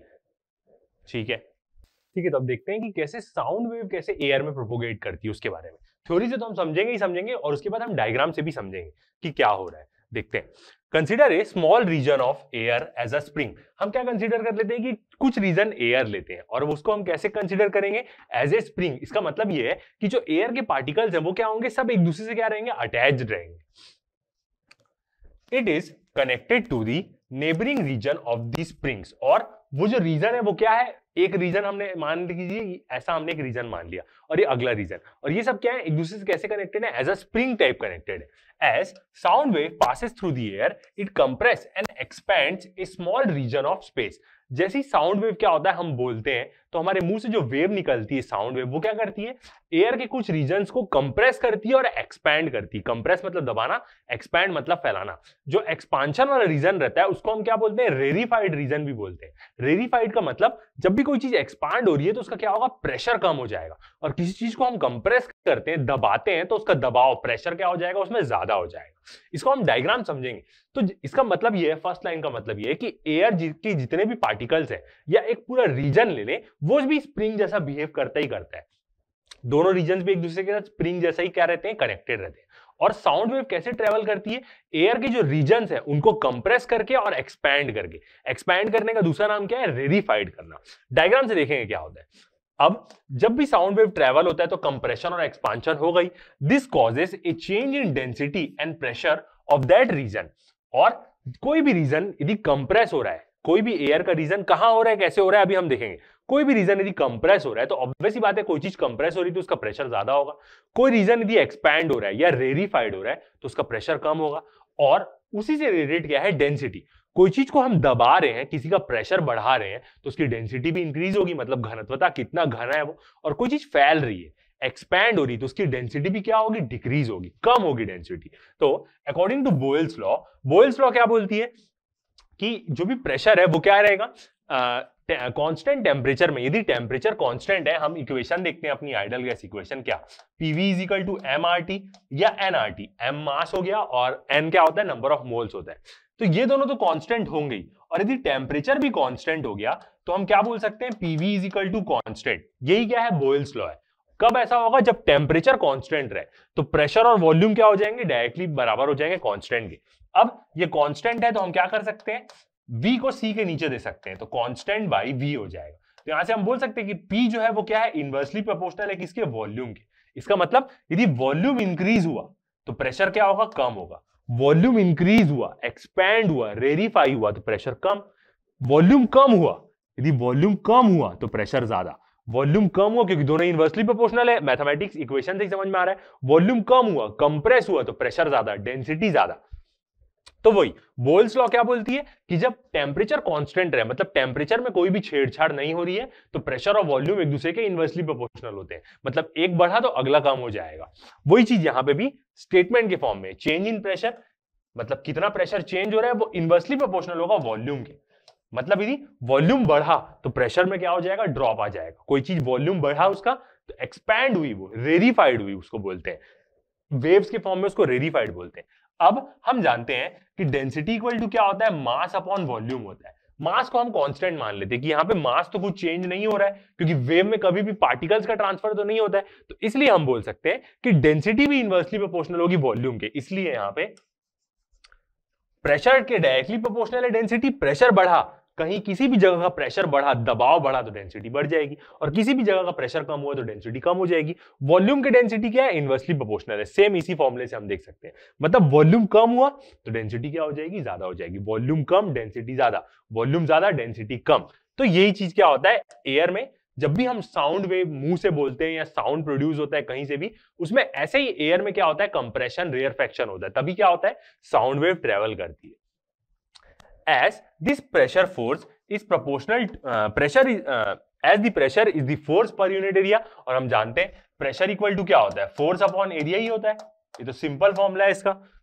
सो a restoring force is proportional to the disturbance और चेंज इन डेंसिटी। अब यहां से प्रेशर के डायरेक्टली प्रोपोर्शनल तो डेंसिटी है ही, और प्रेशर के प्रोपोर्शनल क्या है, फोर्स है। तो हम यहां से बोल सकते हैं कि डेंसिटी भी क्या होगी, डायरेक्टली प्रोपोर्शनल फोर्स क्या होगी जी। फोर्स बढ़ेगी तो डेंसिटी बढ़ेगी। किसी एरिया में ताकत ज्यादा लग रही है, दबाव ज्यादा लग रहा है, फोर्स बढ़ा रहे हैं, प्रेशर बढ़ रहा है, डेंसिटी बढ़ रही है। Change in density is developed just like an extension और कंप्रेशन ऑफ स्प्रिंग। सेम जैसे एक स्प्रिंग को हम कंप्रेस करेंगे तो वहां पे क्या होगी, उस जगह उस एरिया की डेंसिटी बढ़ जाएगी यदि हम एयर को माने, और यदि हम स्प्रिंग को खींचेंगे तो एक्सटेंड हो रही है, एक्सपांड हो रही है, एयर मॉलिक्यूल्स की डेंसिटी क्या हो जाएगी, कम हो जाएगी वहां। ठीक है, अब साउंड वेव कैसे ट्रेवल करती है वो चीज के बारे में देखते हैं, एक डायग्राम से समझते हैं। ये डायग्राम है, इस डायग्राम में क्या होगा आपको एकदम अच्छे से आइडिया होगा। 1 2 3, 4, 5, 6 पार्ट है इसमें। 6 पार्ट को देखने से ही आपको समझ में आएगा। पहला वाला पार्ट, ये जो बॉक्स है ये क्या है, एक प्रकार का सोर्स है। ये जो बॉक्स है ये एक प्रकार का सोर्स है जो साउंड वेव जनरेट करेगा। ये कुछ भी हो सकता है, लाउड स्पीकर हो सकता है, जो भी चीज से साउंड निकल रहा है, जो सुनाई दे या ना सुनाई दे, दोनों वाला साउंड। अब ये क्या हो सकता है, किसी का माउथ भी हो सकता है, जैसे मैं बोल रहा हूं तो मेरे मुंह से साउंड वेव निकल रही है, सेम वही चीज। ठीक है, अब ये जो पार्टिकल्स हैं ये 2 रीजन हमने मान लिया, पहला रीजन और ये दूसरा रीजन। अभी एयर के पार्टिकल्स एकदम आराम से है, कोई उनको डिस्टर्ब नहीं कर रहा है, कोई उसमें वेव नहीं जा रही है, दोनों जगह में एकदम बराबर डेंसिटी है एयर के पार्टिकल्स की। दोनों रीजन क्या है, एकदम वेल डिस्टर्ब्ड है, एकदम आराम से है, कोई टेंशन नहीं है। ठीक है, फर्स्ट वाली फिगर हो गई। अब सेकंड वाली फिगर देखते हैं। अब क्या होगा, यहां से साउंड वेव क्या होगी, प्रोड्यूस होगी। साउंड वेव निकली तो वो क्या करेगी, जो पहला रीजन है, पहले रीजन के पार्टिकल्स को क्या करेगी, दबाएगी। जो वेव है, डिस्टर्बेंस क्या करेगा, पहले रीजन के पार्टिकल्स को क्या कर देगा, कंप्रेस कर देगा। पार्टिकल्स पास पास आ जाएंगे। देख सकते हैं यहां पे पार्टिकल्स एकदम आराम से है, इसमें क्या होगा, कंप्रेस हो गए। ठीक है, दूसरा रीजन को अभी कुछ नहीं हुआ, दूसरा रीजन अभी नॉर्मल। ये रीजन क्या हो गया, कंप्रेस्ड हो गया। कंप्रेस हो गया इसका मतलब प्रेशर ज्यादा हो गया। प्रेशर ज्यादा हो गया इसका मतलब क्या, डेंसिटी ज्यादा हो गई, घनत्वता ज्यादा हो गई इस रीजन की। ठीक है, अब क्या होगा, ये जो पार्टिकल्स कंप्रेस हो गए ये क्या करेंगे, इसके जो लाइन वाले पार्टिकल्स है वो क्या करेंगे, ऐसे रीजन में जाने की कोशिश करेंगे जहां पे प्रेशर कम हो, मतलब ये अगले रीजन में जाएंगे। तो आप देख सकते हैं कि वेव अभी प्रोड्यूस हो गई, अब वेव हट गई मान लेते हैं, अब दोबारा वेव प्रोड्यूस नहीं हो रही है, एक ही बार प्रोड्यूस हुई बस। अब ये कैसे ट्रेवल कर रही है उसको हम देखेंगे। तो जो ये रीजन है, फर्स्ट रीजन जिसके पार्टिकल्स क्या हो गए, कंप्रेस हो गए, वो निकल के क्या करेंगे, सेकंड रीजन में आने की कोशिश करेंगे। पूरे पार्टिकल्स आ जाएंगे सेकंड रीजन में धीरे धीरे करके, मतलब इसको ढकेल देंगे इस रीजन को आगे, और ये पूरा पहला रीजन कहां आ जाएगा, सेकंड में आ जाएगा। देखते हैं कैसे। अब देख सकते हैं जो पहले रीजन के पार्टिकल्स थे वो आप देख सकते हैं रेड पिंक एरो वो इधर आए, तो वो अब कहां आ गए, सेकंड रीजन में आ गए, पहले रीजन के पार्टिकल्स। ठीक है, अब पहले रीजन के पार्टिकल जब आ गए तो यहां पे क्या हो गई, खाली जगह हो गई। खाली जगह हो गई इसका मतलब किसी भी एरिया के पार्टिकल्स अगले जगह में चले जाएंगे तो वो एरिया के पार्टिकल्स कम हो गए, वो एरिया में पार्टिकल्स कम हो गए, मतलब यहां पे खाली जगह हो गई। आप देख सकते हैं खाली जगह हो गई, इसका मतलब क्या है कि पार्टिकल्स कम है, वहां पे पार्टिकल कम है, इसका मतलब क्या है कि वहां का प्रेशर कम हो गया। प्रेशर कम हो गया इसका मतलब वहां की डेंसिटी, यहां की घनत्वता कम हो गई। इसका मतलब ये रीजन का प्रेशर क्या हो जाएगा, एकदम डाउन हो जाएगा। और इसी रीजन को हम क्या बोलते हैं, रेरिफाइड या रेयर फ्रैक्शन बोलते हैं। एक तो कंप्रेशन था ही, अब इस रीजन में, जिस रीजन में प्रेशर एकदम कम रहेगा, डेंसिटी एकदम कम रहेगी, उस रीजन को हम क्या बोलते हैं, रेरिफाइड रीजन बोलते हैं। ठीक है, मतलब रेरिफाइड का मतलब प्रेशर कम। अब ये रीजन में क्या हो गया, जो पार्टिकल्स कंप्रेस हुए थे वो अगले रीजन में आ गए, सेकंड रीजन में आ गए। इस रीजन में पार्टिकल्स कम हो गए, यहां का प्रेशर एकदम डाउन हो गया, लो प्रेशर रीजन हो गया ये। बाकी सारे तरफ का प्रेशर नॉर्मल है, बस इस रीजन में लो प्रेशर हो गया। तो जैसे ही यहां का प्रेशर लो हो जाएगा तो जो बाहर के जो पार्टिकल्स है वो क्या करेंगे, मतलब इसमें सीधा सराउंडिंग की एयर क्या कर देगी, रश कर देगी अंदर की तरफ। इसका मतलब ये वाला जो रीजन है यहां पे लो प्रेशर हो गया, तो लो प्रेशर होने के कारण बाहर का प्रेशर तो हाई ही है, तो उसके पूरी चीजें हवा क्या हो जाएगी, पूरी घुस जाएगी आके इस रीजन में। मतलब ये क्या है, सराउंडिंग की एयर है जो क्या करेगी, इस रेरिफाइड रीजन में, लो प्रेशर रीजन में क्या हो जाएगी, एंटर कर देगी। अब एंटर हो जाएगी तो ये क्या होगी, इस रीजन को भी वो आगे ढकेल देगी। मतलब आप देख सकते हैं जो कंप्रेस रीजन था वो क्या हो गया, एकदम आगे आ गया। उसके बाद सेकंड रीजन रेरिफाइड रीजन आ गया, ये रीजन भी आगे बढ़ गया। मतलब यहां पे क्या हुआ, यहां पे प्रेशर कम है अभी भी। और उसके बाद थर्ड रीजन क्या हो गया, नॉर्मल हो गया। अब नॉर्मल सराउंडिंग की हवा आगे यहां पे घुस गई तो ये रीजन नॉर्मल हो गया। इसका मतलब आप देख सकते हैं कि साउंड वेव जब प्रोड्यूस हुई तो कंप्रेशन और रेयर फ्रैक्शन दोनों रीजन मूव कर रहे हैं। ऐसे करते करते ये रीजन क्या करेगा, पूरे हवा में मूव करने लग जाएगा, compression rarefaction, compression rarefaction करके। तो ऐसे क्या होती है, साउंड वेव ट्रेवल करती है। तो आप इसको एकदम आसानी से समझ सकते हैं इस डायग्राम की मदद से। सराउंडिंग हवा आ गई तो वो इस रीजन को भी आगे ढकेल देगी, तो ये लो प्रेशर रीजन आगे आ गया और यहां पे जस्ट नॉर्मल रीजन आ गया जैसे पहले था। अब यदि ये फिर कोई यहां से वेव प्रोड्यूस किया तो फिर एक ऐसा रीजन पूरा क्या होगा, ट्रेवल करेगा। तो ऐसे क्या होता है, साउंड वेव एयर में ट्रेवल करती है। नेक्स्ट टॉपिक देखते हैं हम, सॉलिड में कैसे होगा। ठीक है, तो अब सॉलिड में कैसे प्रोपोगेट होती है वेव, इसके बारे में देखते हैं। इन ए क्रिस्टलाइन सॉलिड, क्रिस्टलाइन सॉलिड मतलब एक सॉलिड का क्रिस्टल स्ट्रक्चर जो एकदम हार्ड स्ट्रक्चर है उसके बारे में। Various atoms can be consider as end points, और जितने भी एटम्स हैं वो सब हम क्या कंसीडर कर सकते हैं, एंड पॉइंट्स, मतलब सब एटम्स क्या है, एक दूसरे से जुड़े हुए हैं एक कोने से अगले कोने तक, with spring connected between pairs of them. और हम ऐसा मान सकते हैं कि सारे जो एटम्स है, मॉलिक्यूल्स है, वो कैसे जुड़े हुए हैं, एक प्रकार से एक दूसरे के, उन सब के बीच में एक स्प्रिंग लगी हुई है। जैसे हम एक स्प्रिंग मॉडल पढ़ते हैं किसी भी सॉलिड का, इसका मतलब ये है कि सब एटम्स क्या है, एक दूसरे के ऊपर फोर्स लगाते हैं। वो फोर्स क्या होती है, इंटर एटॉमिक फोर्सेस होती है। यदि हल्का सा भी कोई एटम डिस्प्लेस हुआ या पूरा सॉलिड डिस्प्लेस हुआ तो वो उसको वापस इलास्टिक फोर्सेस हम इसको बोलते हैं, जो खींच के लेके आती है।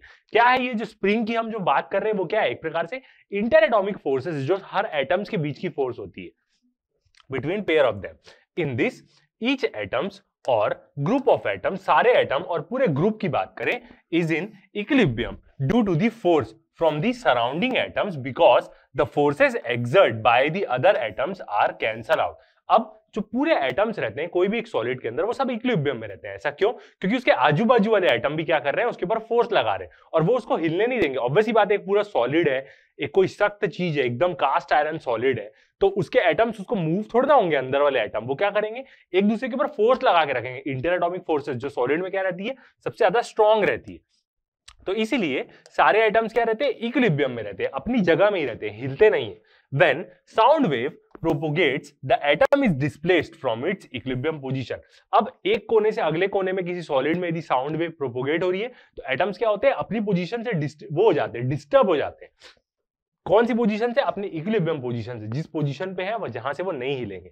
And restoring force is developed, और क्या होती है, एक रीस्टोरिंग फोर्स डेवलप होती है। ये रीस्टोरिंग फोर्स कैसे डेवलप होती है, कोई भी एटम डिस्प्लेस हुआ तो उसके आजू बाजू वाले एटम क्या करेंगे, एक उसको उस तरफ वाला उसको ढकेलेगा, एक तरफ वाला खींचेगा, उसको वापस अपनी पोजीशन पे लाने की कोशिश करेंगे। ये क्या है, एक प्रकार की इलास्टिक फोर्सेस ही है एटम्स के बीच की।